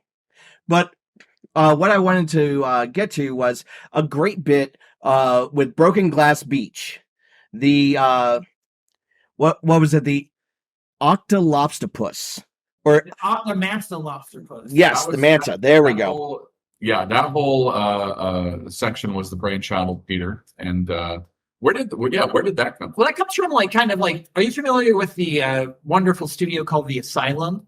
Yes, So like they- Sharktopus and Yeah. I don't think is Sharktopus The Asylum? I'm not sure if I think that might be Roger Corman. But They love to hybrid. But they do hybridize their monsters, right? And so this is kind of our asylum gag, where you have giant sea monsters that are just chimeric combinations of other sea monsters. And chimeric. That is a word you never hear, and I love it. Thank you. well, you know what a chimera is, right? From Greek Yes. myth. Yeah. Well, why don't you tell the class, Ed, what a chimera is? Is that how you pronounce it? A chimera? Or Chimera? There's a few different Chimera? Yeah. I know it from two different sources, either from the Your fucking cars? no, there was a band called Chimera back in 2001, I think it was part of the new metal scene. Mhm. And then of course from video games, like the SMT series and Persona, because they like to do a lot of stuff with religion. Like the SMT series is just religious trauma the game, but anyway. So what is the classic? What is the classic combination? The classic Chimera, that's the lion head, the body. Oh fuck, what was it? Because it has the one that I know of, it has the tail of the snake, the head of the lion, but I can't remember what the fucking body is. I think the ones I know have a few heads. There's the 3-headed version. There's a 3-headed Chimera that I've seen. But Yeah, you're on, I think is it like a goat, Maybe a a lion, goat. and a snake? a goat, a lion, and yes, that's exactly what it is. But yeah, so our sketch is a little bit of a take on that, and Not to get confused with the Manticore, which is another that's another. hybrid Yeah. thing. But we can talk for days about hybrid Greek things. Well, I actually wanted to see if we could throw 3 animals together, and Peter, you can give us a name. Okay. Okay, all right. But yeah, I like You have to give a map for this, though, right? Okay, keep going. I like We playing wanted into to have people's you- strengths. I really do, because I like seeing people flourish. All right, so we're gonna do a bear. Well, I like anti-humor, so let's see how this goes. What you do to make this really funny, Peter, is wait for 60 seconds before you answer. and then think out And it'll be really Yeah, you got it. Hold on. Out. Let me do. You're gonna Google animals. You don't know animals. Yeah, you're right. I don't know a single. All right, so we're gonna do a cougar, a lobster, and an eagle. Ooh. eagle, cougar, lobster. Hold on, you have to wait 60 seconds for your answer, though. The eagle, lobster. Like you got to think cougar. They have want the oo, the e, and the You gotta have the egg. ig. Like kugig. It's hard because like it's like eagle, cougar, lobster. They only have 2 syllables. So that's hard. Cougar, eagle, lobster. For those that a cougar, are a just, cougar, eagle, lobster. Cougar, eagle, lobster. A cougar, eagle, lobster. I like that. I like that. So Yeah. that's the mesh of a cougar, an eagle, and a lobster. Yeah. Yeah, when they're shorter like that, sometimes you got to include the whole. I mean, we explained the process of naming in the sketch as the beach is being terrorized by these giant monsters. Yeah, we made for a while we were making a card game based on NPRmageddon that we eventually abandoned. But like, I had to like Photoshop an Octonasta lobsterpuss, and that was not easy because the idea of the thing is so much easier than the actual physical representation. Yeah, it kind of lives in the audio space pretty nicely. Yeah, To put that on its feet is harder. Absolutely. And I just want to say that was a wonderful hybridization of those creatures. And so 10 points to Gryffindor or whatever house you belong to. I'm Hufflepuff. Thank you. Hufflepuff. Okay. Thank you very much. Panda, no one knows how to draw a Tarrasque, okay? We're not in your D&D sphere. I'm kidding, we are, but that's not the point. So wait, what era of Magic cards did you get into? What was like your entry point? My entry point was about 2003, 2004, so Mirrodin, Onslaught into Mirrodin. So, from like Onslaught is still like one of the coolest sets I've ever seen, just like with the creature typings and just like how OP a lot of those creatures were. Like, was it Wellwisher? The one elf that gives you like 1 life for every elf that you have, and then Phage the Untouchable was such a great card to just be able to be like, oh, I'm going to attack you and you lose. It was so silly. I got in at Fallen Empires, and that had the what were they called? They were like mushroomy fungus Spores. Oh, Yeah, the Saprolinks. No, what do you how do you say it? Saproling? No, I don't think it's that one. I think it's like Ithalid or I can't remember. Ithalid is more Cthulhu monster. Fungaloid. They were like fungus creatures. The big fungus deck. My brother had a fungus deck. And it was mostly based off of Fallen Empire. Big fungus deck. Yeah, big fungusy deck. And I had a mermaid deck that was pretty killer. Man, back in the day. I got into Magic 3rd edition. I was early, and I had some. Yeah, it's third edition. I had some beta cards, like with the black border. And one of my saddest moments is when I realized that my brother like sold all my Magic cards to his shitty friend. Oh, $85, and it's like those cards would be worth $20,000 or something today. Yeah. Like, I was sad to lose all those. Like I had an awesome like blue-red counter direct damage deck, man. Like that was the stuff right You there. had a Black Lotus. I would piss everybody off because I counter everything. Like to make friends, you probably shouldn't have a counter deck because it's just like I can't play that card either. Shit, what can I play? I can't play shit. I hate you. I'm gonna leave. my fun is building the decks. Like I have several Doom piles of decks that I'm currently working on. Eventually, because I'm still building all of this, obviously, but I eventually want to do Spell Table, which is a way to have people all across the world play Magic with you on the internet. With Right like now, are the cards digital at that point? no, you actually just use a camera. Yeah, you'll use your phone and you'll have like something like this here. Like this. It'll hold your phone. And Right. you just angle it and it's fucking fabulous. I play Commander. I got Did you discover that that secondary use because you had the phone pointed down for other reasons? So- no for some streams I would do like unboxings, but no the OnlyFans stuff. I get it. The OnlyFans stuff that I'm banned. I'm banned for the content I made. Uh-huh. Oh, how can you get banned from OnlyFans? Like you have to be like, I mean that's criminal. They don't like blood. Oh. So I want to take a quick moment here, and I want to again Anyway. again we have Peter Podgursky and Bryan Keithley from NPRmageddon. I want to go ahead and make my special announcements. All right, so first of all October long, every Friday will be an Evil is Live episode. Starting with this Friday, or this coming Friday, October 6th, I will have the filmmaker Jonathan Doe of Putrid Productions. He makes extreme horror, such as Barf Bunny and, The Degenerates.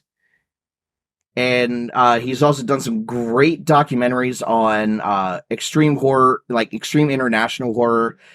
He's also a YouTuber with his YouTube channel of Cinema's Underbelly. Then a special Saturday edition, just like this one, will be with the VTuber, the Orcasaurus, where we will have dick jokes aplenty. And then October 20th, we are going to have Screaming Soup, the YouTube channel that does movie reviews, particularly horror. They have, their animated channel. You have the main character, Dead West, the talking skeleton. Absolutely wonderful people. And then to cap off the month of October, we will have another YouTuber, the Horror Guru, for October 27th. So this month is going to be jam-packed. We're also going to be doing some giveaways this coming month, and I appreciate y'all joining the journey. So again, we have Peter Podgursky and Bryan Keithley here from NPRmageddon, ending the month of September.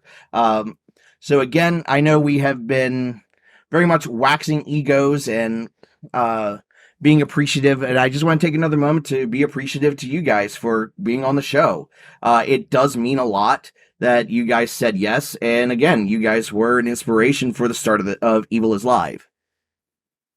We weren't. Were we really? Yeah. You were gonna do this anyway. No. Like, I had the idea of it, and I kept hemming and hawing about it, and Slime was actually, we were sitting in bed, and she was like, well, how do you think NPRmageddon got the people they got? They fucking asked. And I'm like, you're right. So I'm just going to start asking people for interviews. That's the formula, man. That's the winning formula. Yeah. Like, be prepared for the no's and, be excited about the yeses and just commitment, like dedication, right? So that's absolutely. Like, I'm typically, I've either gotten yeses or completely ignored. And I have no problem with it. Well, I would, let me, if I give you a piece of advice, it might be useful. Yes, sir. If you've gotten ignored, that doesn't necessarily mean that they meant to ignore you. Yeah. They might have just been busy that week, meant to get back to you. So I'm a big believer in the follow-up. So if it's been like a week or 2 weeks, you just write back, hey, I'm Evil Ned. I'm a big believer in the follow-up. So I wanted to ask one more time. just to put this back on your radar. Or whatever. And if it's cool, if you can't do it, let me know. And if not, I'll just circle back with you next month. And you do that for the rest of their life until they respond. That is something I'm going to take to heart. I absolutely love doing this. Having this opportunity to, have you guys talk about your passions, and then you also feed me additional insight. Everyone that I've spoken to in the 4 episodes so far, I've learned something. What did And you learn? Tell me. Share with me. What did you get from some of these people? all right, so with Glint, Glint FM was the most recent one previous to you guys. He gave me insight on on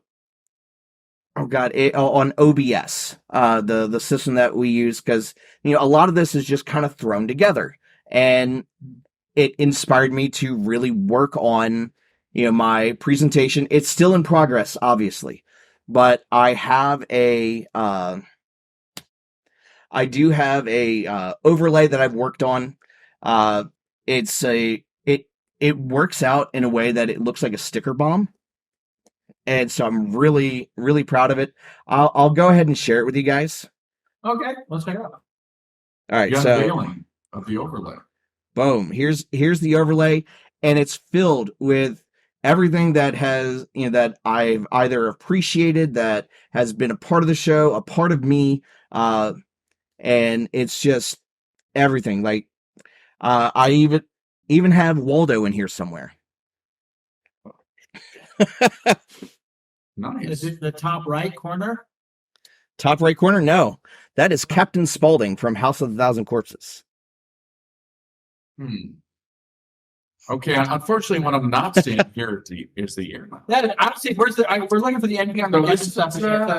So since with the ear mouse, because I tried using remove background for it, Oh, I can be in PNG. I'll email you. and it took all of the white out of the mouse itself and just left me with the black outline. I get you. I can think of it. Okay, yeah. So I'll go ahead and do that, and I can always make another one here. But I No, I didn't mean to shit all over here. don't worry. I know I have space for it, and that's what matters. Yeah. But Obnoxious thing to say, huh? Oh, my God. But what? Oops, wrong screen, because that one doesn't work anymore. But what we're gonna do is let's go ahead and let's get creative and play a little more Jackbox.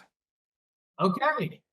We'll do one more game, and then we'll go ahead and kind of cap everything off, and give you guys I really want to just give you guys the floor to talk about everything that's upcoming, everything that you're working on that you want to promote. I'm pretty much wanting to open the floor to you. So what we're going to do is I'm going to find the fucking game. Where the fuck did you go? It's at jackbox.tv. Jackbox.tv. It's not that one. Where the fuck? Are these Jack games related to Jack FM in any way? Because they kind of have that same snarky, like, hey, Yeah. I'm Mr. I'm Irony. just playing Bon Jovi over here. Don't mind me.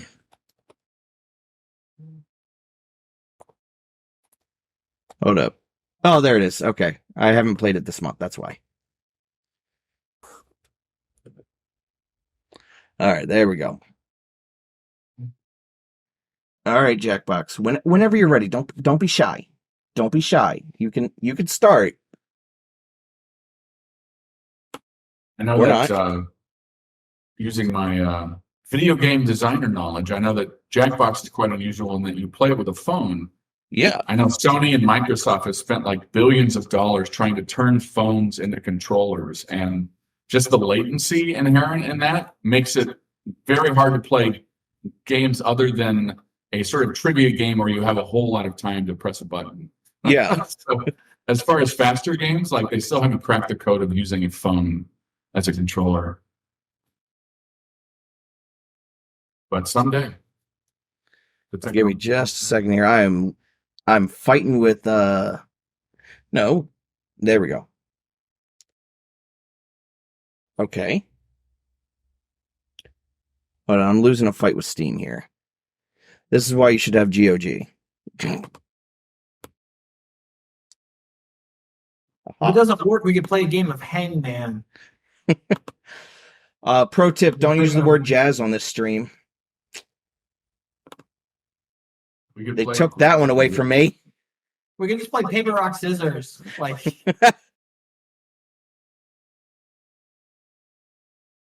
Just post a Sudoku like cube, and then when everybody gets one, they can say, "Put a 2 in the eighth column, four down."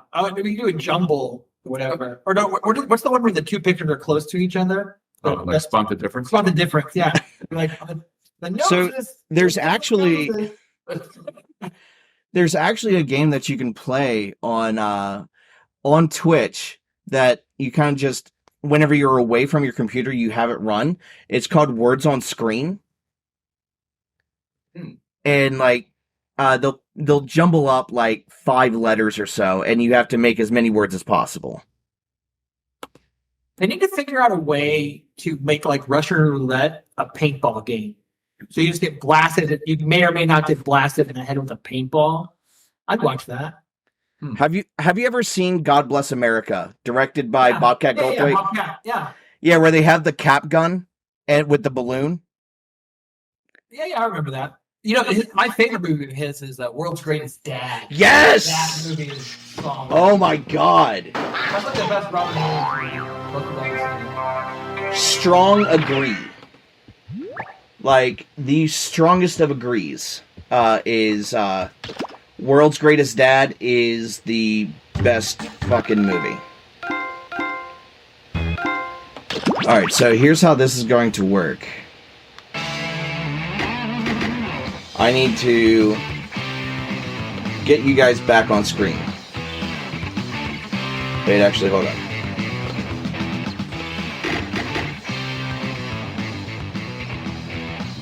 Wait a minute. I have an idea.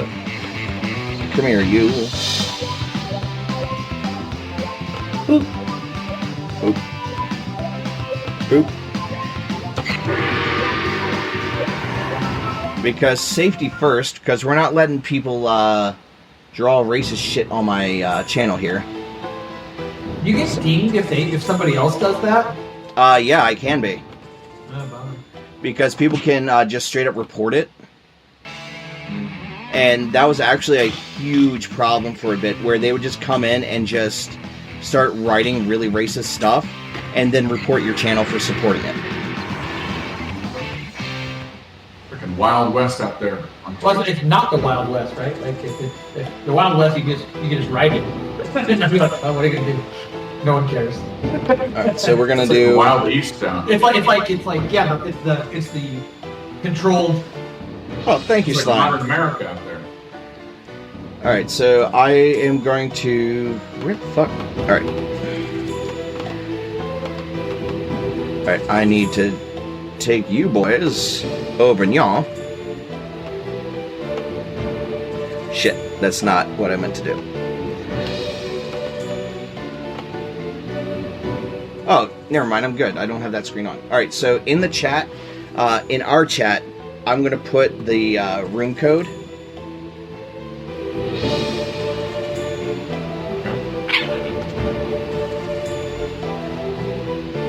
And then in the Discord itself, it's going to be under general chat. And then Heavy, I'm just going to text it to you because you don't get on Discord. Could you give out Heavy's number though? Just real quick. Just real quick. Say, what was that? Can we get Heavy's phone number, pretty? I might want to text Heavy as well. Everything is okay if you just say real quick. Real quick. Yeah, just real quick. No. Yeah, I'll give it right back. I'll give it right back.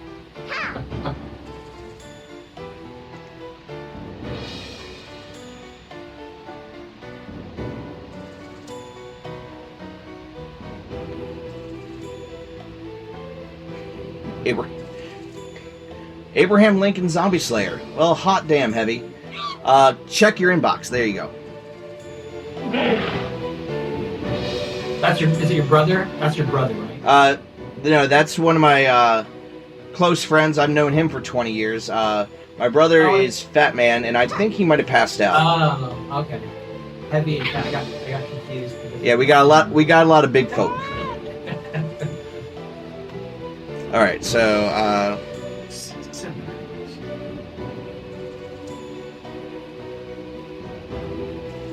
And then after this game, you're going to tell us a story about how you lost your virginity. Is that right? yeah, sure. That's called a tease. All right, we are going to. Oh, let me switch it over. Boop. And now you can join the audience. Everyone else. To TKO. I am the tournament master, and I look good today. Thank you all for joining me on T-Shirt Island. The island's a t-shirt. Will be to your liking. Although one of you is going to have to bunk with me. Fair warning, I am a kicker. Oh, good, you were able to fix it. Let me get my cheating utensil. My gift of slime Every today, epic tale among starts other things she got somewhere. me. Yours begins here at the training grounds. You will use your device to draw 3 drawings. You may draw anything that pleases you. If you need an idea, use the suggestion button. I promise I'm not judging you. Yet. Get your drawing fingers wiggling. It's time to draw. All right, let's go. You just draw something creative. Like, I'm going to draw this thing.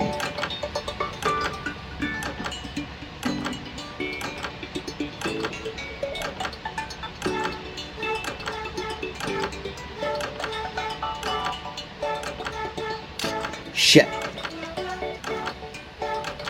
Never mind, I don't get to be funny. I lost my turn.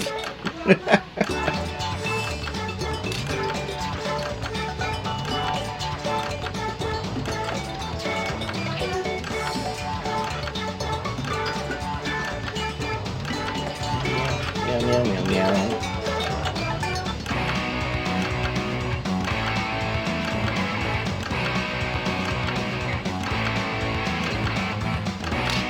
And we all give a round of applause to Slime for being such a huge help in all of this and being absolutely wonderful at all times. Probably him, Bryan. Oh, Being a wonderful supporter of me, the show, and everyone that Interesting. I get what you were going for with these. joins but the this show. time I want to see more colors. Begin your second drawings. Oh, there we go. I get a redemption arc.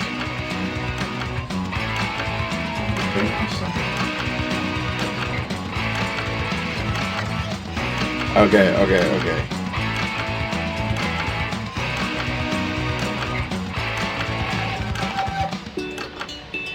No.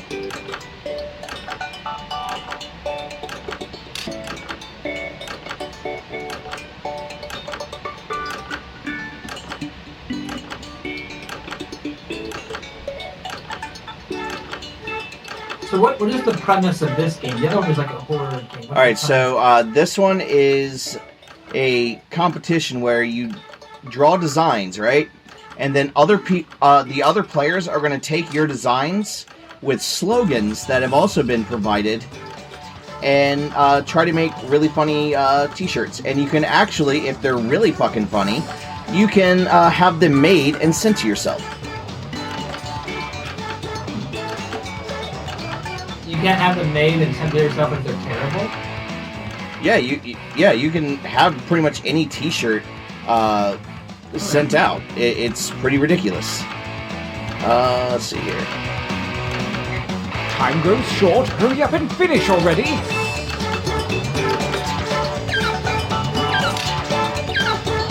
Oh god, no! Fuck. Kill me. Excellent. Now really get nuts with this last one. Begin. Okay.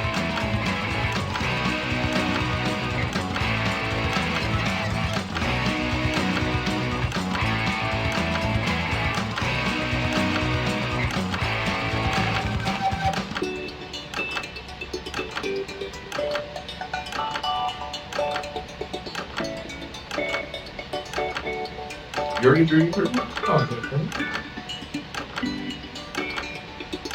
Actually, hold on. Idea.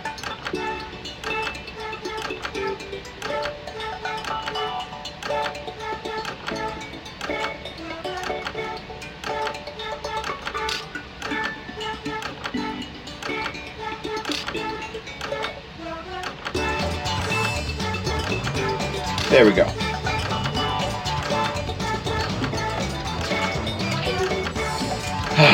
All right, I got a redemption, I think.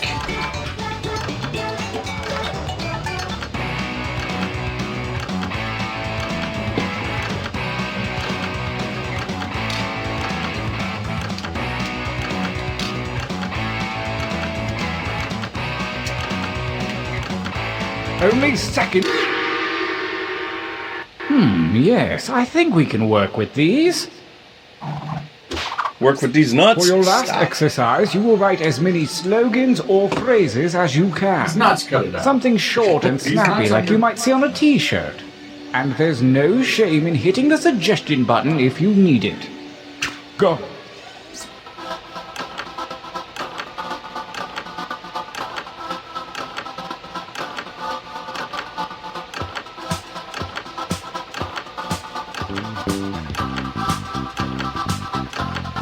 Keep writing right like the wind.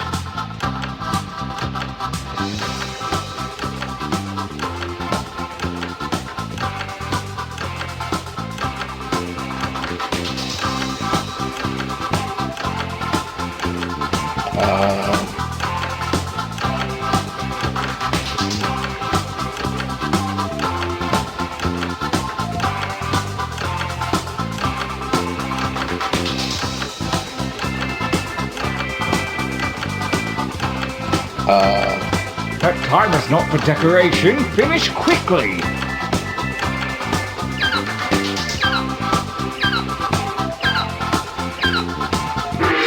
Damn. Nice hustle. Let's find out if it is worth it. Enough training. Direct your attention to your device. Select one drawing and one slogan to create the perfect t-shirt combination. And I do mean perfect.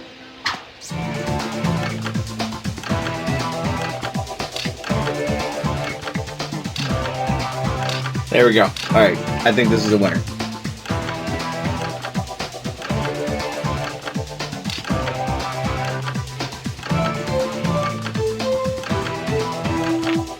This has been an absolutely wonderful audience. I thank you all so much. The battlefield calls. Let the tournament begin. Gauntlet 1 You demand it. Is Evil Mentor given? versus Is that your Christian name? It is my Christian name. Fight. Yeah. Using your device. Life is a soup, and I am a fork. Sucking guaranteed. I lost my virginity, and all I got was this lousy shirt and warts. The pineapple is good. Like, both of these are really good for different reasons. It'd be odd if they were good for the same reason. Not maybe good. Oh, that was good. All right. Versus I like the pineapple. Whoever did that is. fight each other. It's so hard. They're both really good. Yeah, but I agree. I agree on the warts. Versus battle. I found the juice under the sink. The simplicity of it, the masterful, the elegance. Oh my god, this looks like a shirt that would be on T-shirt hell. Which, if you've never been on T-shirt hell, they just sell offensive shirts, and they haven't updated their line probably since 2009, 2010. Oh, so it's back when this stuff was full octane. Yeah, like, whoo, some of those shirts did not, they aged like milk. Like, they expired before they were sold. What was your favorite one?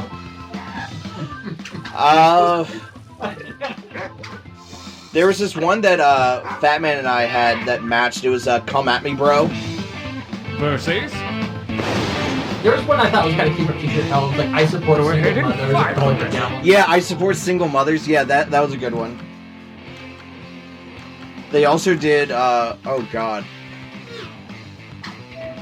Like, the first time you read it, it's entertaining, and then after that, you're like, you can't wear that anywhere, like ever. It was the Pillsbury Doughboy, and it just said white flour, and I'm like, okay, one time is funny, but not on a shirt. This feels like a good time for a training break. But probably the best one was it was the MasterCard logo, and it said "Pity Sex Use the Accepted." devices to enter one new drawing and as many new slogans as you wish. I want you to know, I believe in you. Go! Aw, what an encouraging message. I don't give a shit. I'm gonna rehash this joke. Think I won't.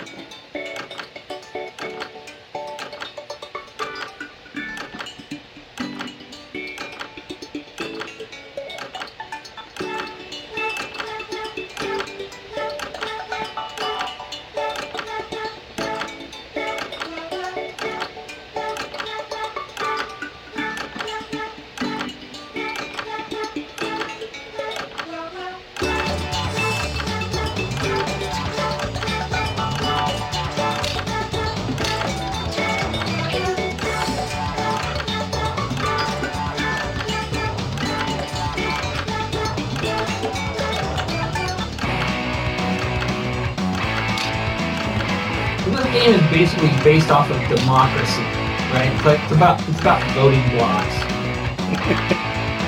Let's rock the road.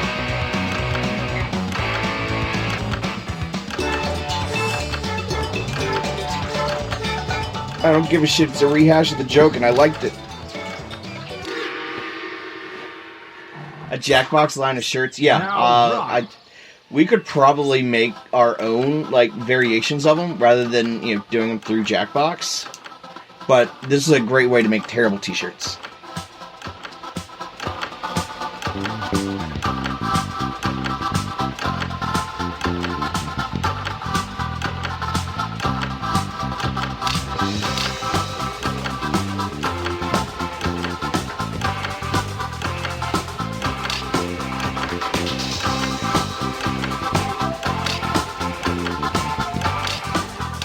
Let's see here. That time is not for decoration. Finish quickly.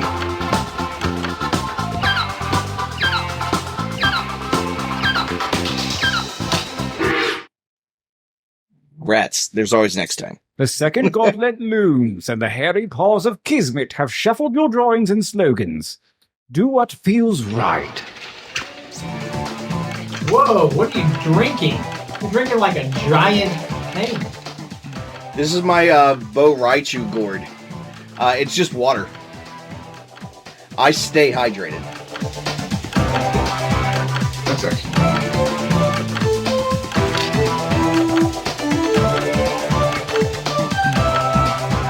Oh god, okay. There we go. The slogan's gonna sell it. Monday nights at Ned. Or, yeah, Monday night at Ned's. Yeah, I think that'd be a good one. Gauntlet 2. Versus... Fight. Naked Grandma. I wish you were here.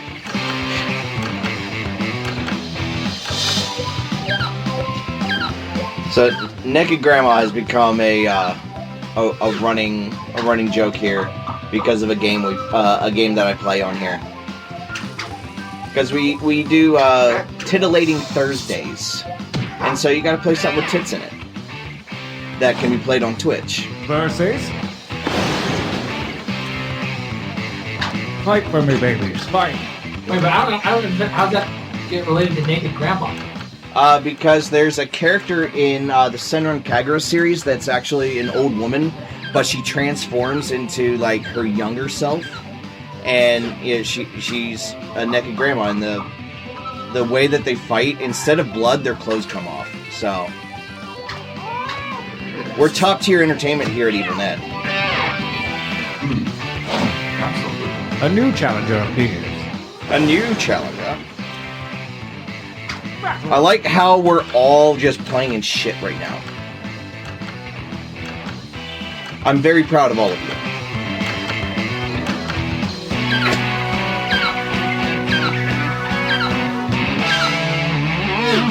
right, what we got? A split. Oh, nope. Audience broke the streak. Or broke the tie. Very nice. I like the fact that the red there, A new challenger appeared. it looks like someone's woman's having her period, but it also looks like a I rosebud. want you to fight. Which, if you know, you know. Which, the way to fix that is sugar, because of osmosis. I'm gonna let you guys Google.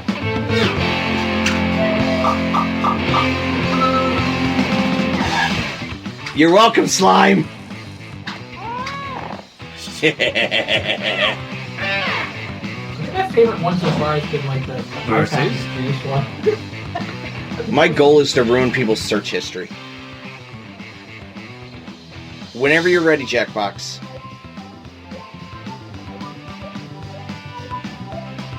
Bruh.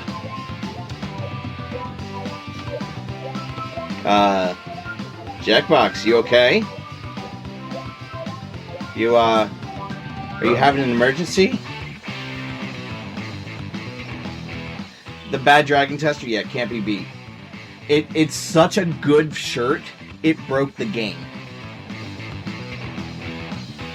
You wear the hell out of that shirt. I'm pretty sure it broke the game. I'd wear that. I've been wearing that shirt. Alright, so we're gonna have to start over, unfortunately. I do apologize. We're gonna try this one more again. We're going to do this thing. And that way y'all can just... Oh no, actually that makes more sense, so give me a second here. Look into my eyes. What do you see? A cult of personality. Still one of the greatest guitar solos of all time. Alright, give me a second here. Will there be a new code? Yeah, there's going to be a new code. I'm going to send it to you right now. And then...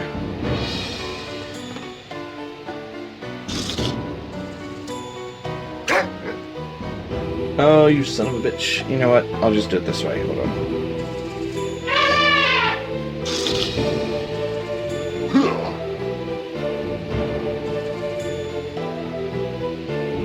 And then... Alright, I sent it to inboxes.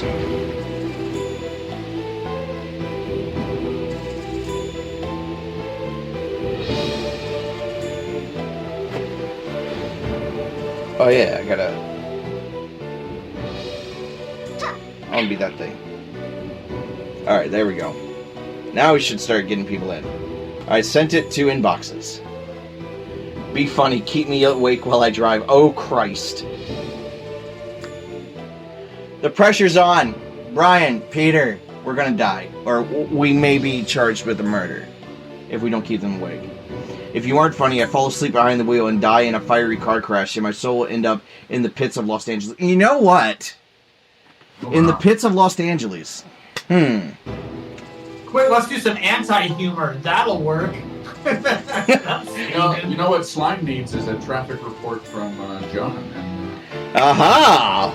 as played by the inimitable John Delancey, Q from Star Trek. Oh. And you can't spell manslaughter without laughter. That's right. Panda, check your inbox. You sumbitch.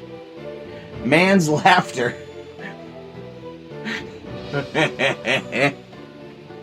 Manslaughter, man's laughter. There was this really good shirt of, are you guys familiar with the Church of the Subgenius? Yeah. Alright, so, we know, Bob. Well, there's a picture of Bob with a meat cleaver and him smiling, and you can't spell manslaughter without laughter. Alright, audience in this round? Okay, you got it. Alright, so it's gonna be a nice four-way dance. 3, 2, 1. And my face is no longer the main attraction. There we go. Look at the pretty colors. Welcome to TKO. I am the tournament master, and I'm currently accepting applications for a morally corruptible henchman. 3 years experience preferred. I brought you here to T-shirt Depends on what the Island to benefits face the are. greatest challenge of your lives, helping me choose a picture from our online dating And is there an profile. option to But first, usurp? let's do this tournament. Well, I mean, usurping is always an option. Hit me with some drawings, baby. Begin.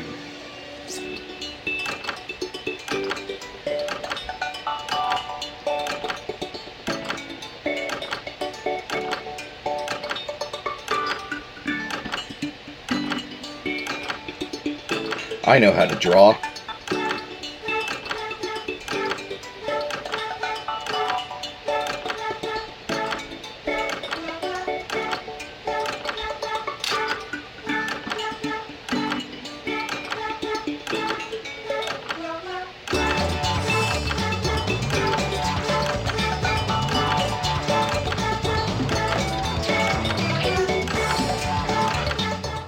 You know, eventually, because NPRmageddon is going to continue to grow and be more popular, eventually, I want to do a contained game of Jackbox where it's going to be themed around NPRmageddon. That would be the goal. So, I'll go ahead and ask some more questions while we're at it here. Are we getting a season 2? I think so. Like, we've been knocking around some writing of it, but we're getting, Decent enough, but a bit we're gonna try to have traditional. This time something try that's smaller changing your piece shirt out color with the little before tabs at the Christmas, that'll be a bottom. holiday theme. On to drawing number 2. Yeah, holiday special. Holiday special. Watch A it. holiday special? Oh yeah. Oh, yeah. That's exciting.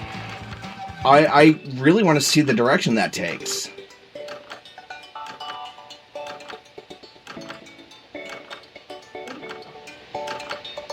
Let's see here. Sorry, Nat. I'm busy creating a work of art. Hold on a second.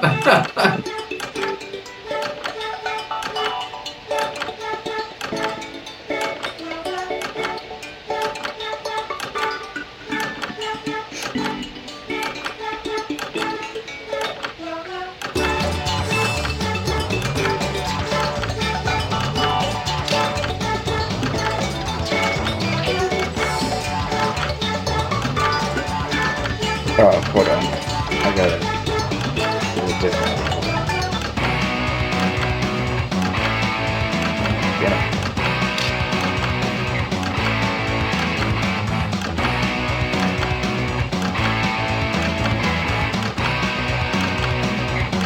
Yeah. There we go.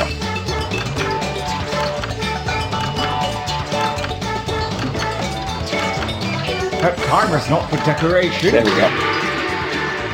Last drawing, let's get weird with it. Right? Yeah. It would be amazing to for another season of that. Honestly, I could go forever listening to it. Honestly. Oh hey, there is that guy. Okay. I gotta think of something outside the box.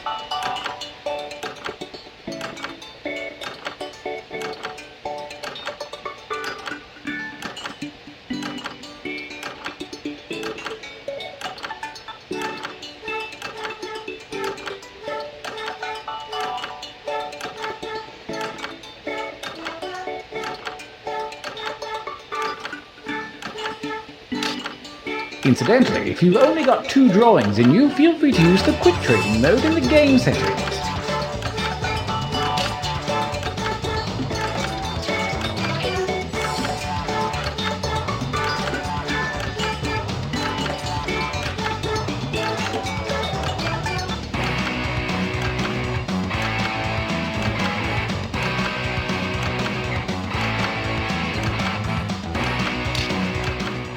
There. There. Good, good. Pretty good. Am I proud of it? Yeah, a little. Now make with the funny slogans. Go. Oh god.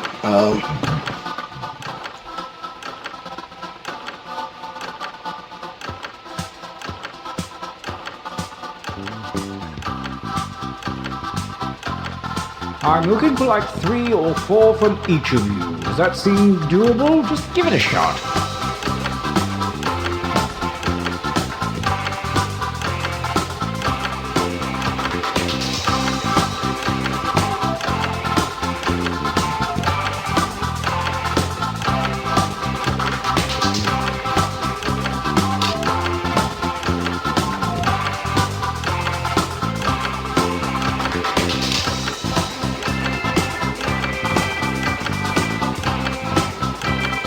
Only seconds remain.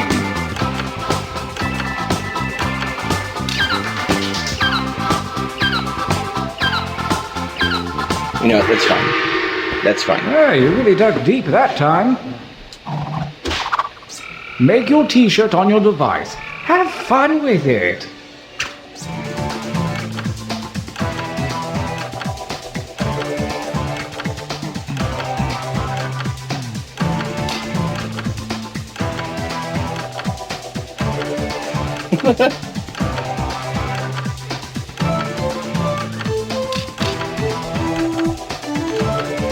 There we go.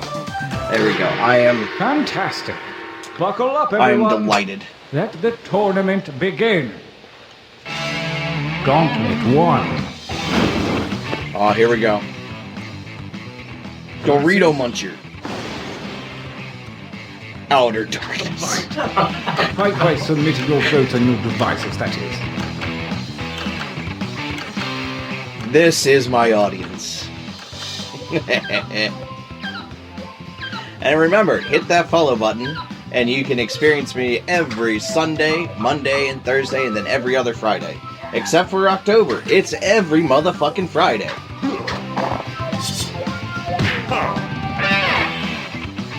Everybody should be a friend of Ned. A new challenger Hashtag be a appears. friend of Ned. Goddamn right. Hashtag be a friend of Ned.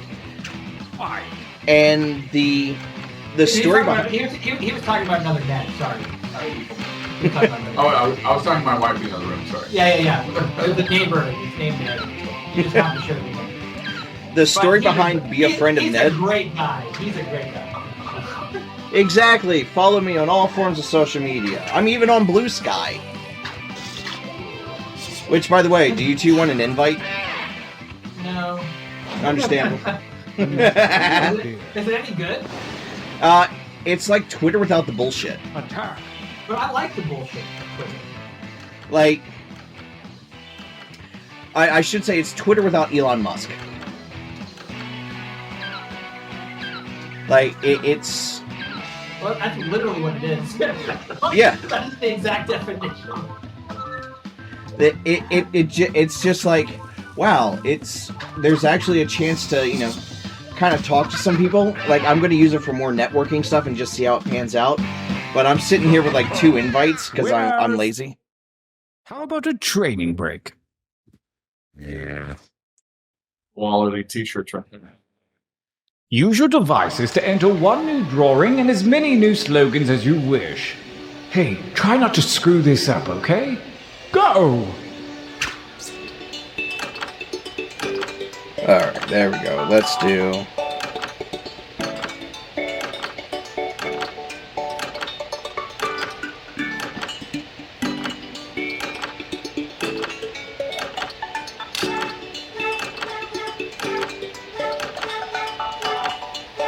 I wonder if this will translate. I don't think it will. Oh, right. Maybe I should do it this way.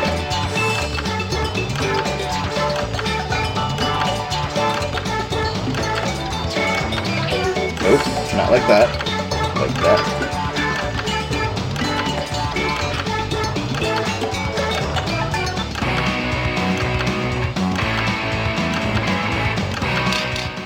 But the story behind Be a Friend of Ned, it actually came about for Pride Month, where, so some may know of the old phrase of someone being a friend of Dorothy. It was a way. Writing time. It was a way for people to disguise their way of saying, "Yeah, I'm a friend of Dorothy," in a way of saying that they're gay. And so I'm like, well, if you're friends with me, you're a little bit gay. So it's hashtag Be a Friend of Ned.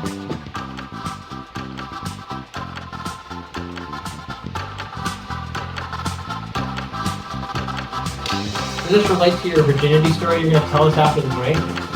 Yes, exactly.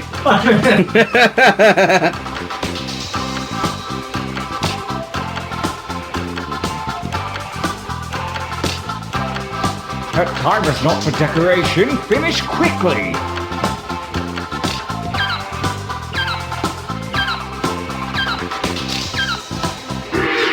Fuck! May the spirits of humorous juxtaposition guide you.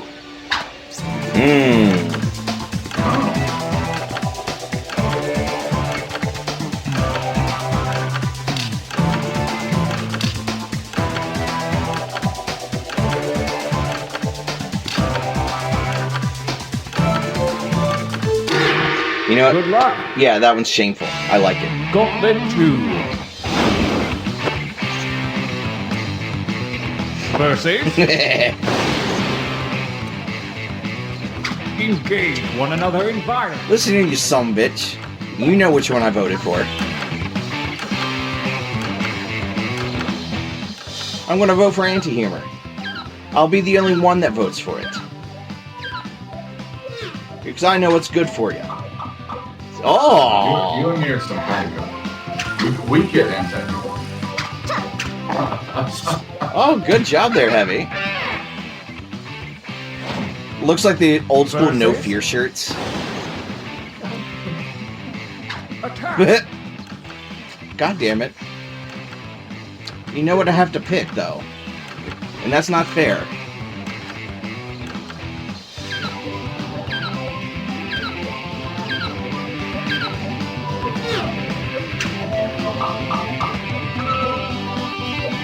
The anti-humor shirt looks like a shirt.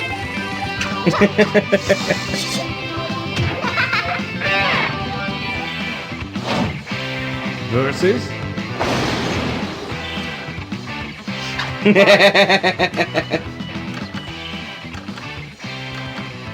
Okay, you know what? I might have to break the streak on this one. But it's a screwball. But-tis. Did you draw that one? Yes, I did. That's why you know what it is. Exactly. I'm like, that's why I was like, I don't know if this one's going to translate.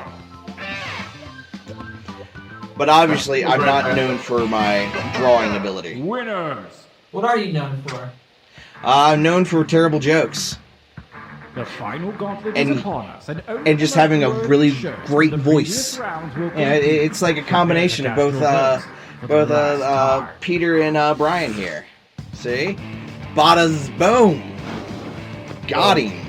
I have a great voice and Peter. versus Or vice versa. fight. It just depends on how you feel. Well, I want to say on this program that I support singing. I think that's important. You support single mothers? Absolutely. Oh. Audience split that one.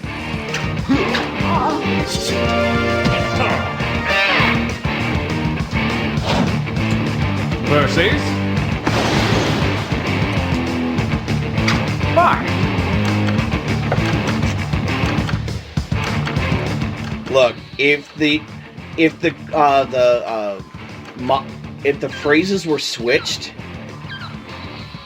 the outer darkness frayed shirt would win. Yeah, I don't think Or pentagram shirt would win if it said I fuck on the first date. Like, hands down. And I would buy that shirt. Aw, fuck off. Engage in an altercation. Fuck off. That's a good one though. It's a good joke. You know, like, as t-shirts though, like, don't you feel like the words are just way too low on the shirt? I hate the t-shirt like that. Say what? The words are they're far too low on the shirt. Yeah. Like, you know.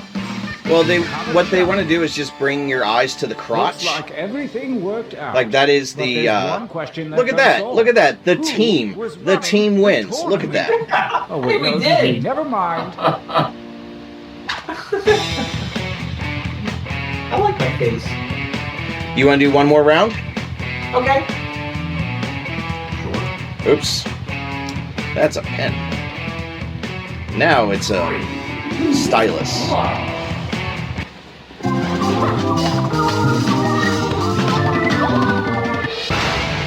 One more again. Welcome to TKO.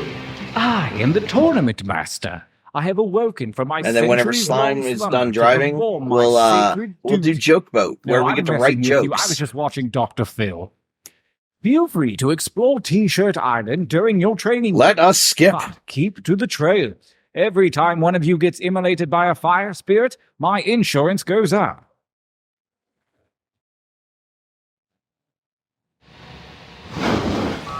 Drawing time is Okay. upon us. Begin.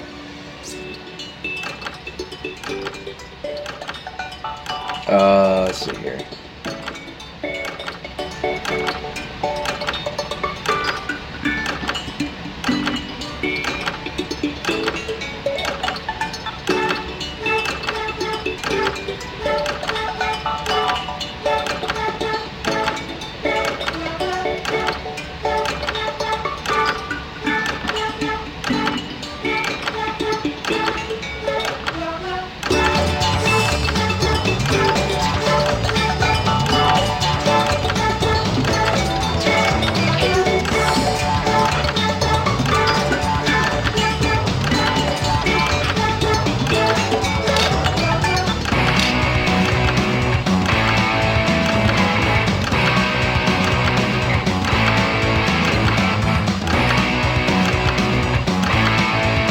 Oh god.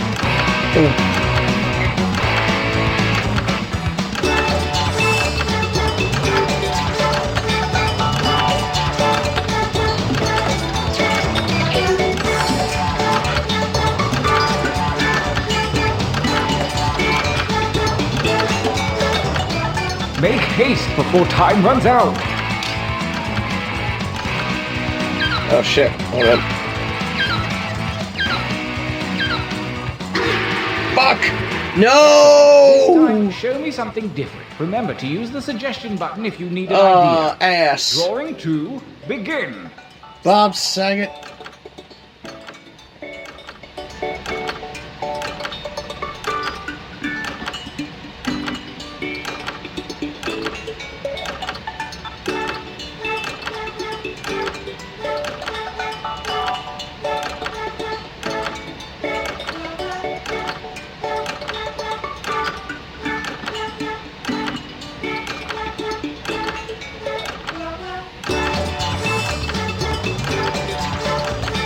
You know what?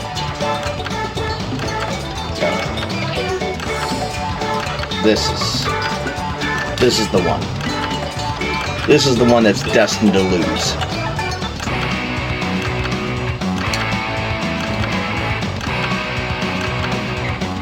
And then da-da-da.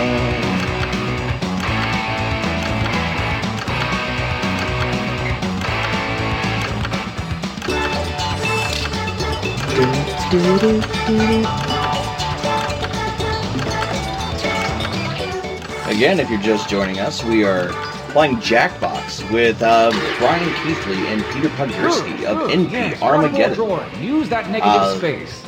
Begin. Two funny motherfuckers that made a podcast.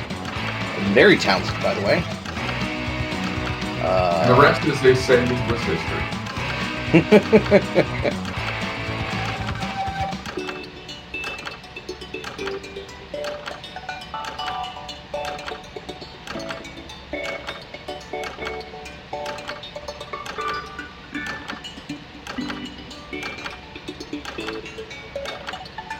Shit.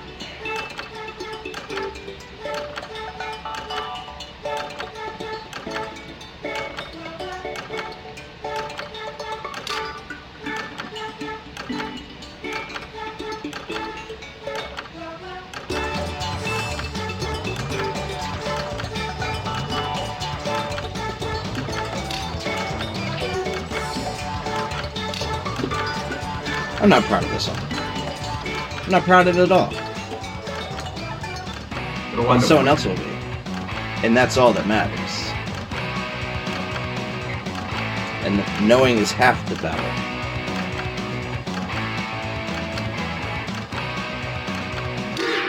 Heard that in Challenge NPRmageddon. complete. That knowing's half the battle. Next, Never heard we'll it need anywhere some else. Hot new slogans. Oh, that's your I job. believe you. Is that really authentically and with honesty? I think so.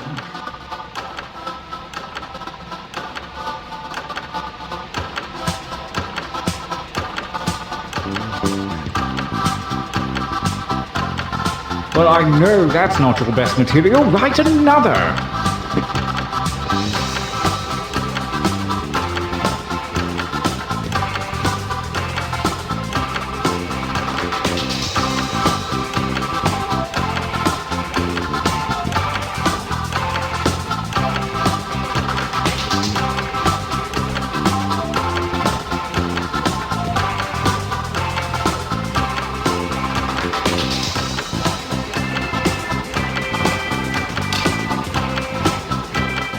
Time is about to expire. You may want to finish up. There we go.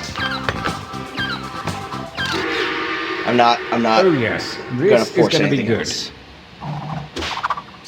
Okay, make your shirts. Something classy but sassy.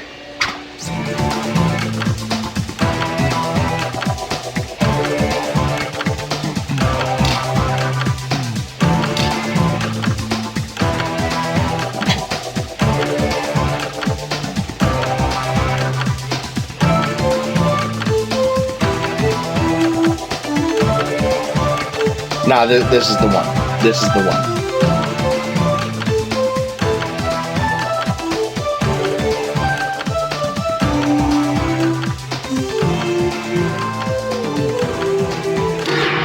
Oh my yes. Our combatants are ready. Let the tournament begin. Gauntlet Violence, one. violence, violence.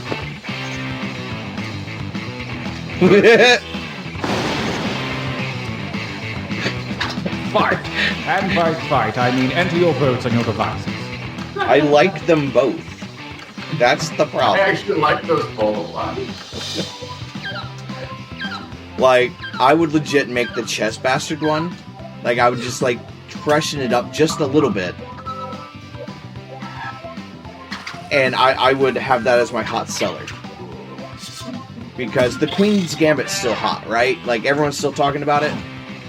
Yeah. New challenger Yeah. appears.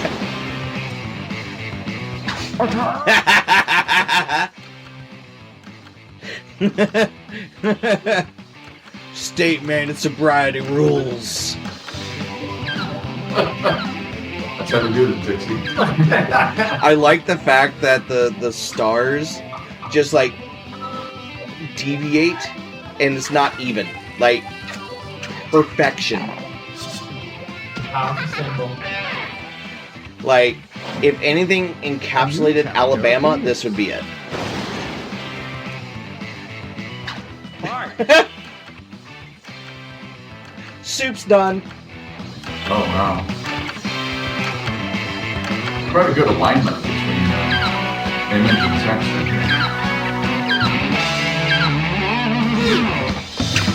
think. Just violence.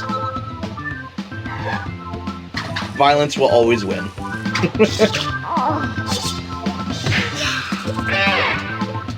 A lesson learned. Well, welcome back. Winners. Violence always Oh, I need wins. a breather. A lesson Let's brought take a to us training by break. none other than the Blood Pope and the Blood God. Blood for the Blood God. Use your devices to enter one new drawing and as many new slogans as you wish. Richard Bone. Think outside the box. Go. Skulls for the Skull Throne.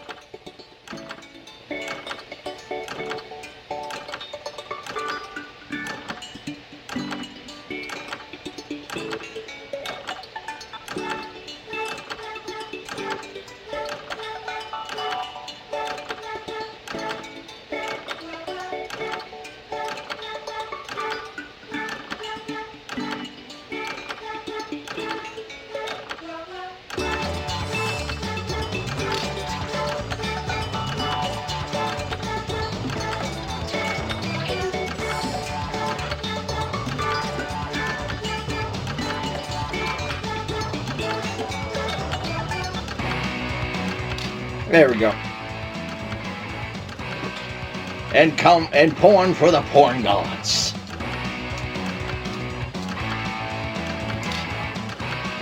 Welcome one and all. All right, here we go. Now for And slogans. right. Hell yeah, Slanesh rules. Oh god.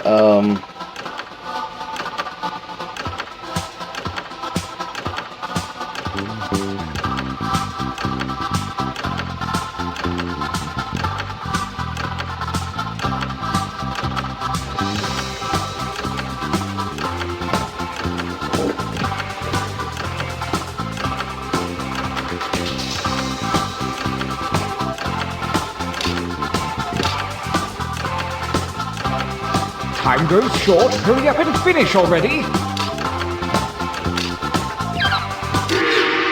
There we go. Dream up something special. Oh, that's rad. Fighting a great unclean one?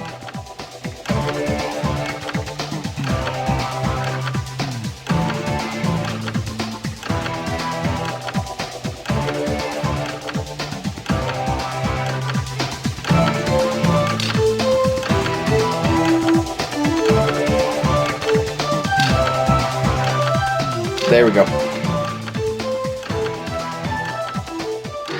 Damn, they had some good rolls. Well, we'll see.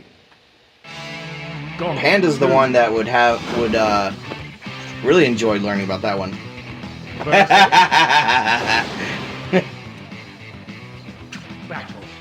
Oh, they're both good. But I think we all know that we're all suckers for Goatsy. Not good rolls morale, more like good synergy. Oh shit. That's pretty cool to see. No girls allowed.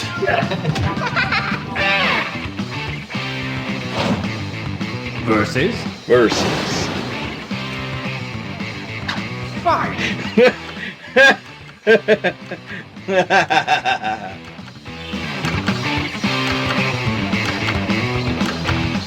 I wholeheartedly support this. Both of them, actually.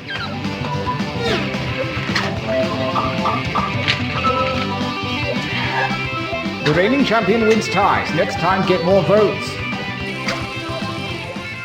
And murder. R.I.P. R.I.P. to that shirt. Versus Titty, beer, fight for me, shit. baby. Fight.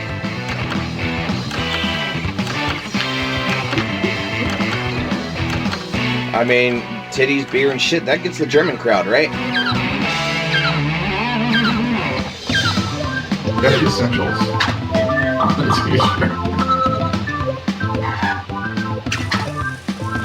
Rare is good. Like, as long...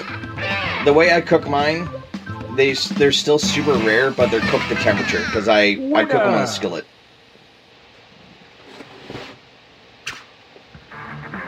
Oh, sure. Brace yourselves for the final Oh, bout, sure. where the toughest shirts from the previous Chapter rounds 5. go toe to toe. Brian, And Peter, who how wrote? do you take your steaks? Through the heart, like the vampires. Also, great job on getting Count Gordeval. Like, I can't believe I forgot to mention that. Oh, you know who he is? Yeah. Yeah, I watch his Roku channel that's every once in a while. Yeah, he was a big fan of my short film Cheerleaders. That's all. Oh, okay. He horror hosted it a couple times. That's really fucking cool. Chess Bastard is so good. I fucking enjoy the hell out of that shirt. Like, Versus oh, but I Goatsy want though. you to fight. Oh man, this is a heavy. Oh, you're tugging at the heartstrings here. Or the anus strings, if you will.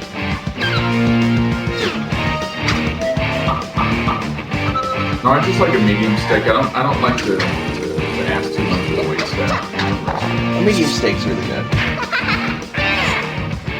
You know what? Whatever you make is fine. We have a champion. Oh, I thought that said that they'll swallow. Well, I guess that's it for the tournament. So That's I'll not catch true, you am I all right? later. Unless Up you're top. doing something after this. No? Okay, cool. All right, bye. All right.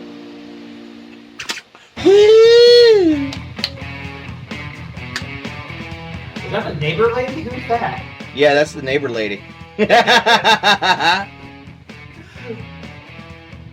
This is Slime, aka Madam Bitches.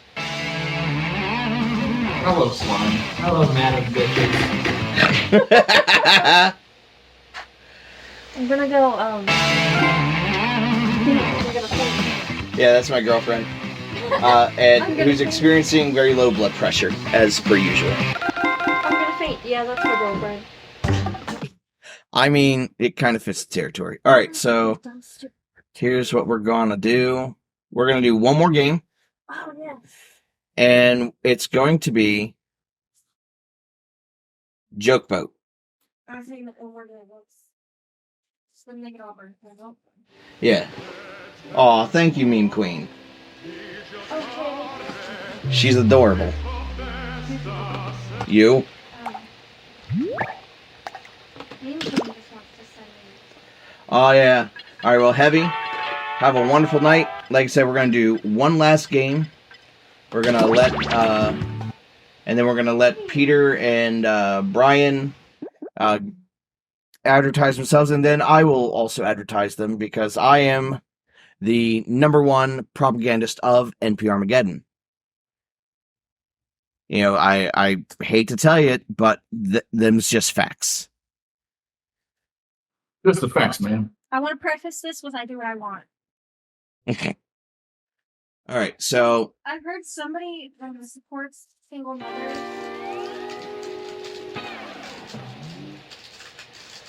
aw, Welcome thank you, aboard. Slime. I'm Chuck Hull, the ship's captain and MC. Grab your dummy and sign in. And you were saying earlier, your girlfriend's married to some other dude, right? Yeah, exactly.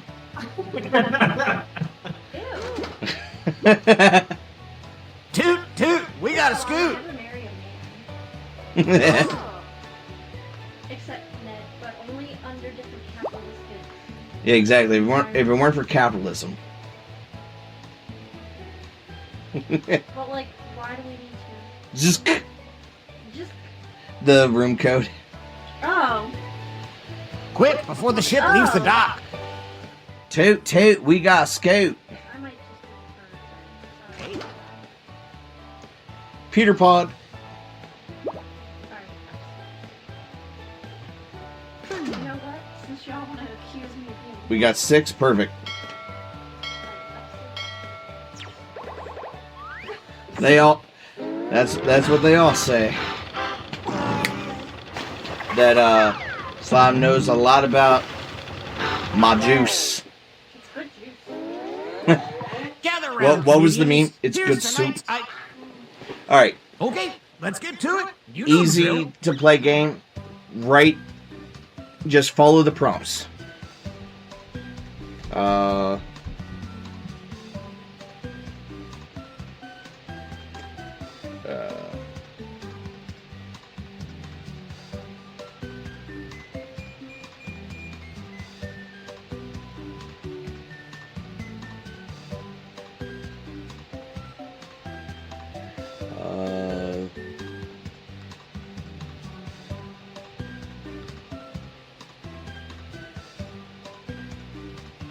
There we go. Just like my premium cable bundle, this writing exercise is ending soon.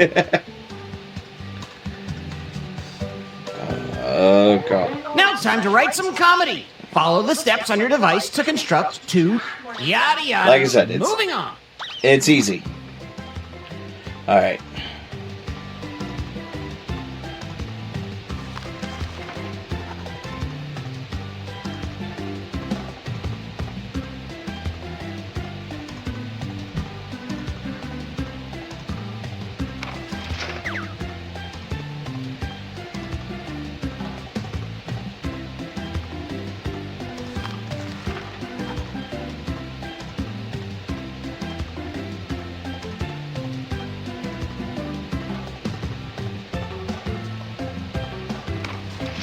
There we go.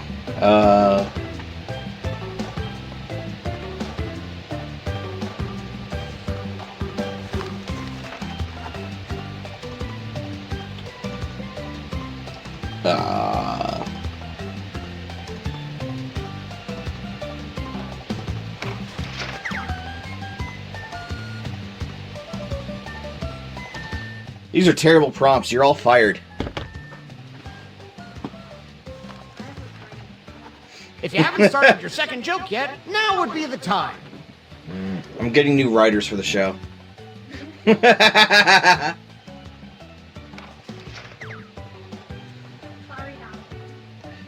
remember, I will be back on tomorrow.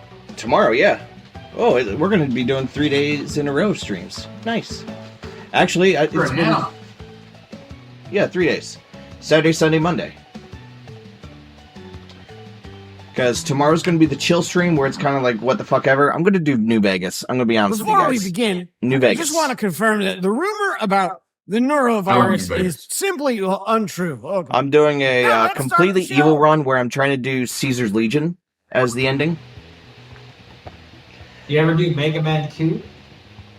I am terrible Oh, yeah. at Mega Don't Man. forget Holy to say your shit. catchphrase. It is embarrassing. My nickname is Plastic Bag. Because I don't degrade and I'm awful for the environment. Not your dad, succulent. All right, you have a chance to read the joke yourself. I'm really hoping that Bryan is actually Peter and then Peter Pod is actually Bryan. Don't you say that. Have you tried ballsing? That's when you stick your balls into another set of balls sideways. Yeah, that can work. Okay. Matt, you did wonderful. Which joke was funnier? Vote now. Vote for the joke. Come on, kids. Well, the anti-humor choice is obvious. Aw. I'm sorry. That one won by making sense. Coming up right now. There's a lesson there. There's a lesson there. Marriage is a lot like toothbrushes. They're okay as long as there's oral. Panda?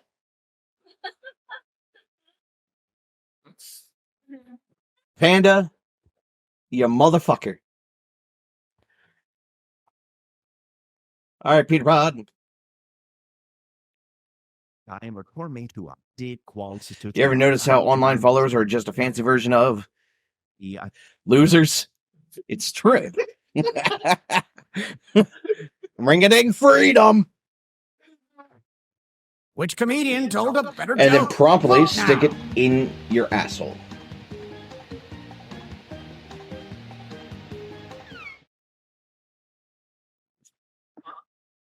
There we go. Yeah, I was a supporter of that one. Make some noise for our next comic. A group of dildos walk into a bar. Me. And why are they walking? Are these bad dragons? Please. Try the divorce. Try the fucking 6-foot grave. I'll perform this shitty joke. Why are they called voting rights? And not mock votes. It's gotten deep. Not your dad's succulent.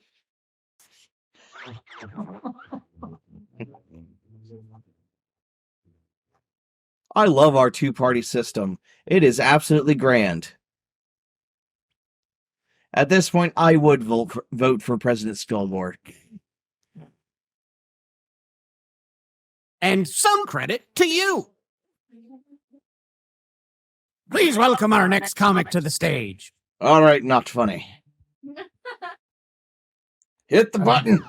Is that because it's a lady? That's really mean.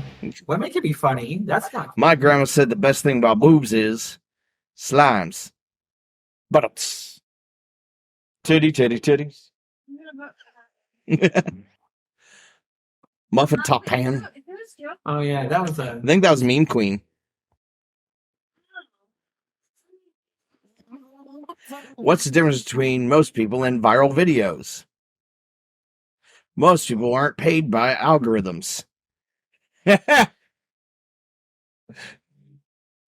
Y'all like my depression? A little, yeah, actually. He's got a bit. That guy's got. He's got something going on. And you can be sorry about my Oreos, and I'm sorry about everyone's erection. Cleavage. Keep that light smattering of applause going. Hit the button. You can do it, Ned. Okay. My doctor said I have a bad case of the trolls because fire hurts me. Well, see, that made sense. Yeah. Yeah. Good. Oh God. All right, here we go. I have more riddles than. Can I have a pity vote? That's very meta. I mean, Yeah, it's anti-hero. We get like 2-3 pity votes per game. Because sometimes you do get absolutely fucked with a prompt.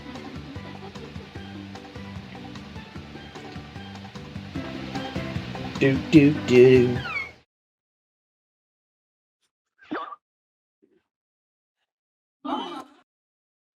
Oh, I voted for you. But both jokes were good. Let's keep it going for our next comic. No, it's like nobody voted for the other one. All right, let's see what we got here. I want to open a store that only sells marriages and call it the Plural Palace.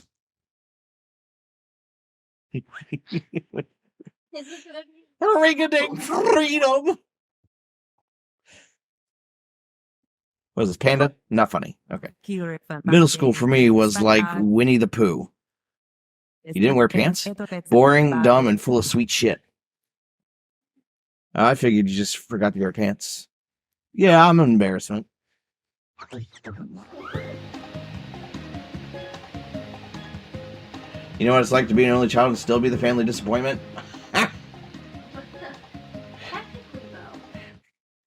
Technically not anymore, because of the discovery of my 5 siblings.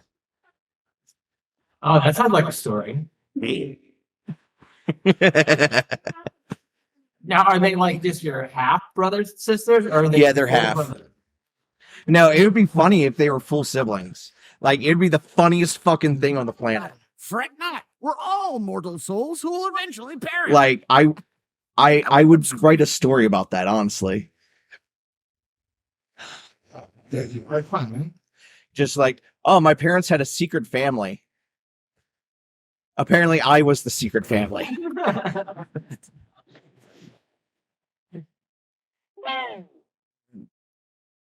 Well, we're sinking again. Fuck off. Okay, let's get to We're it. gonna rewrite each other's jokes, is what we're gonna do. All right.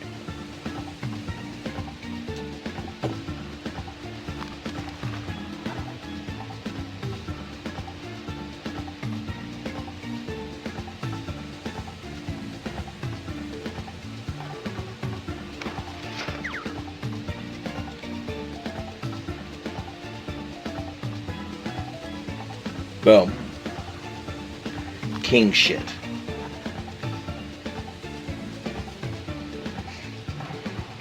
We did bring down the house, goddammit.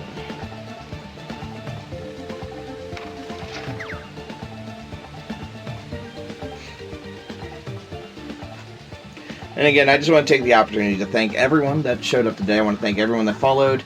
Meme Queen, thank you for the follow. Campco, Project Leor, and Muffin Top Panda, and then Deluxe Liner. So thank you all for following me this stream.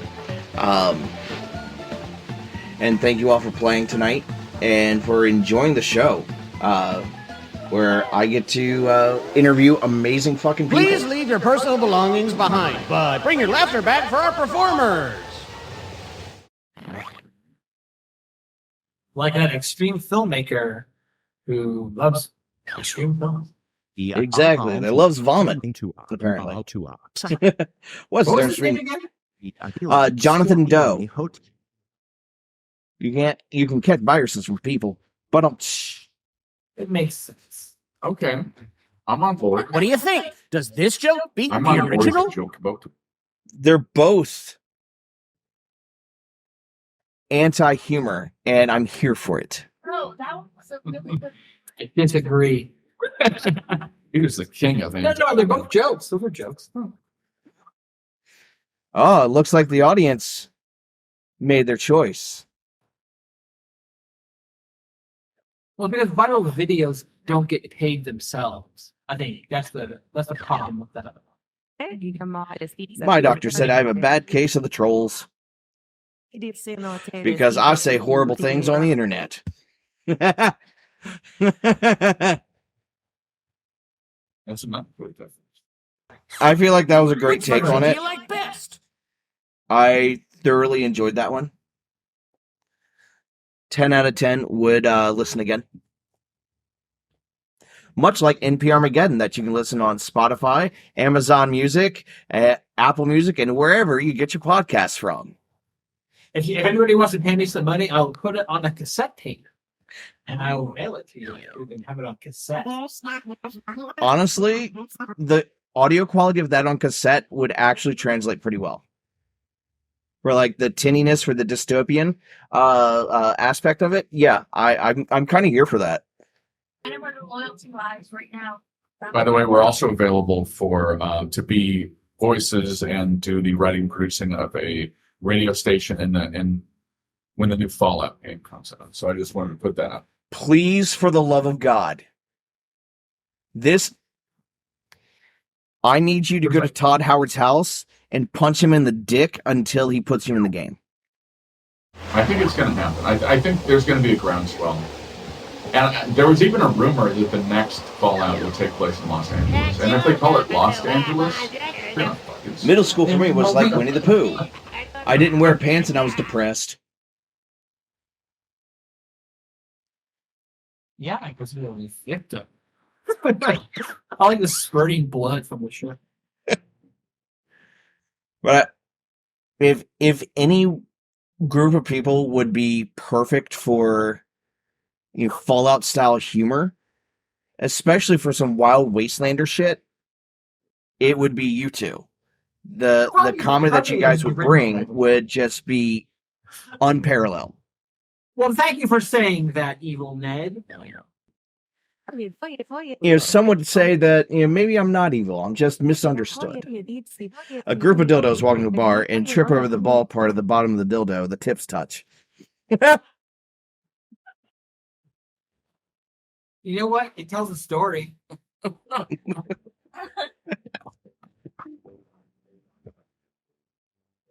Oh my god.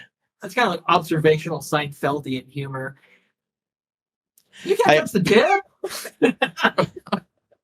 Tips!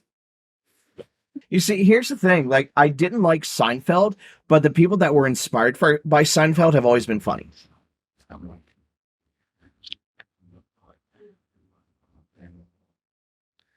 All right, let's see what we got here.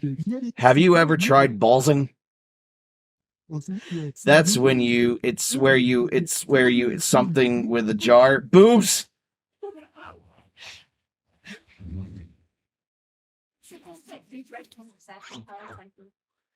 I like it. It really took me on a journey. It's what you ever have a dream where you dream and in the dream you can't dream and then you dream. I understood that. Thank you, Captain America. All right, who's worth saving when the ship capsizes? Let's find out. Oh! Peter is the funniest. Yeah. Funniest You all were absolutely fucking phenomenal. Hey, look at me. Oh, bummer. Bite a nose, though. That's the look you're gonna go with? You beat me by like less than 1,000. Oh. That makes sense. So what I would like to do at this point is I'm bummed I didn't win. bring you guys back over. Are you sure you don't want I actually took your feedback and made the next joke. Yeah, I think I'm. No, it all makes sense. So I want to take the opportunity to say thank you so much to Bryan Keithley and Peter Podgursky for taking their time to come on to Evil is Live. You're fucking killing me with the cheesy smile there. I think you guys really are sweet.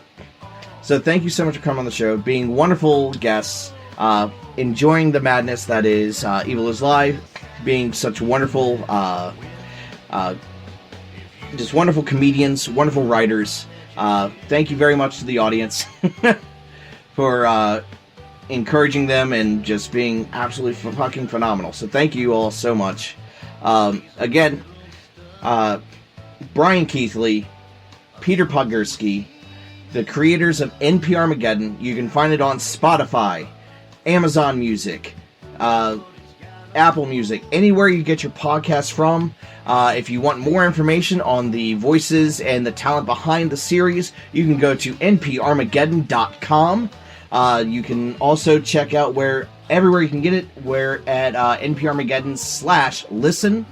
And then you can also get Daddy Grew a Little Daddy. You can get a tote bag. You can get a magnet, a pin with the ear mouse, all at Etsy.com/NPRmageddon. Again, this has been Evil Live, featuring Peter Podgursky and Bryan Keithley with a Y, and Peter Podgursky with an So thank you all so much. Thank you guys for giving me your time today. You've been an absolute pleasure. Thank you so much. Let's do it again sometime. Abso-fucking-lutely. Thanks, Evil Ned. Like when I answered your ad, you said will host. I didn't know what this was gonna be, but like I'm actually really pleased with how it turned out. I'm actually pleased. No, you're the best, man. Like, thank you so much. Right back at you. I look forward to doing this again with you guys. You guys are definitely going to be invited anytime you have something going on. Please tell me. I will promote it to the moon. If I sent you a bunch of flyers, would you put them all over your town? Yeah. No. Fuck it, yeah. I'm kidding. It's like you want to ask somebody that right at the end when it's in public, and then they have to say yes. It's a dirty trick. It's a dirty trick. I mean, there's the card shops that I go to that I can slip them over there. Some of the local restaurants, some of the local businesses. Like, honestly, just kind of put it up there, especially if you guys make like a QR code. Oh, yeah, we have flyers with QR codes. Like, I was in Seattle a couple weeks ago, and I put up a bunch in Seattle. So we'll find out if people have more listeners from Seattle soon. But yeah. That'd be awesome, because I love hearing the voicemails at the end of the series or at the end of the show. They're always really entertaining.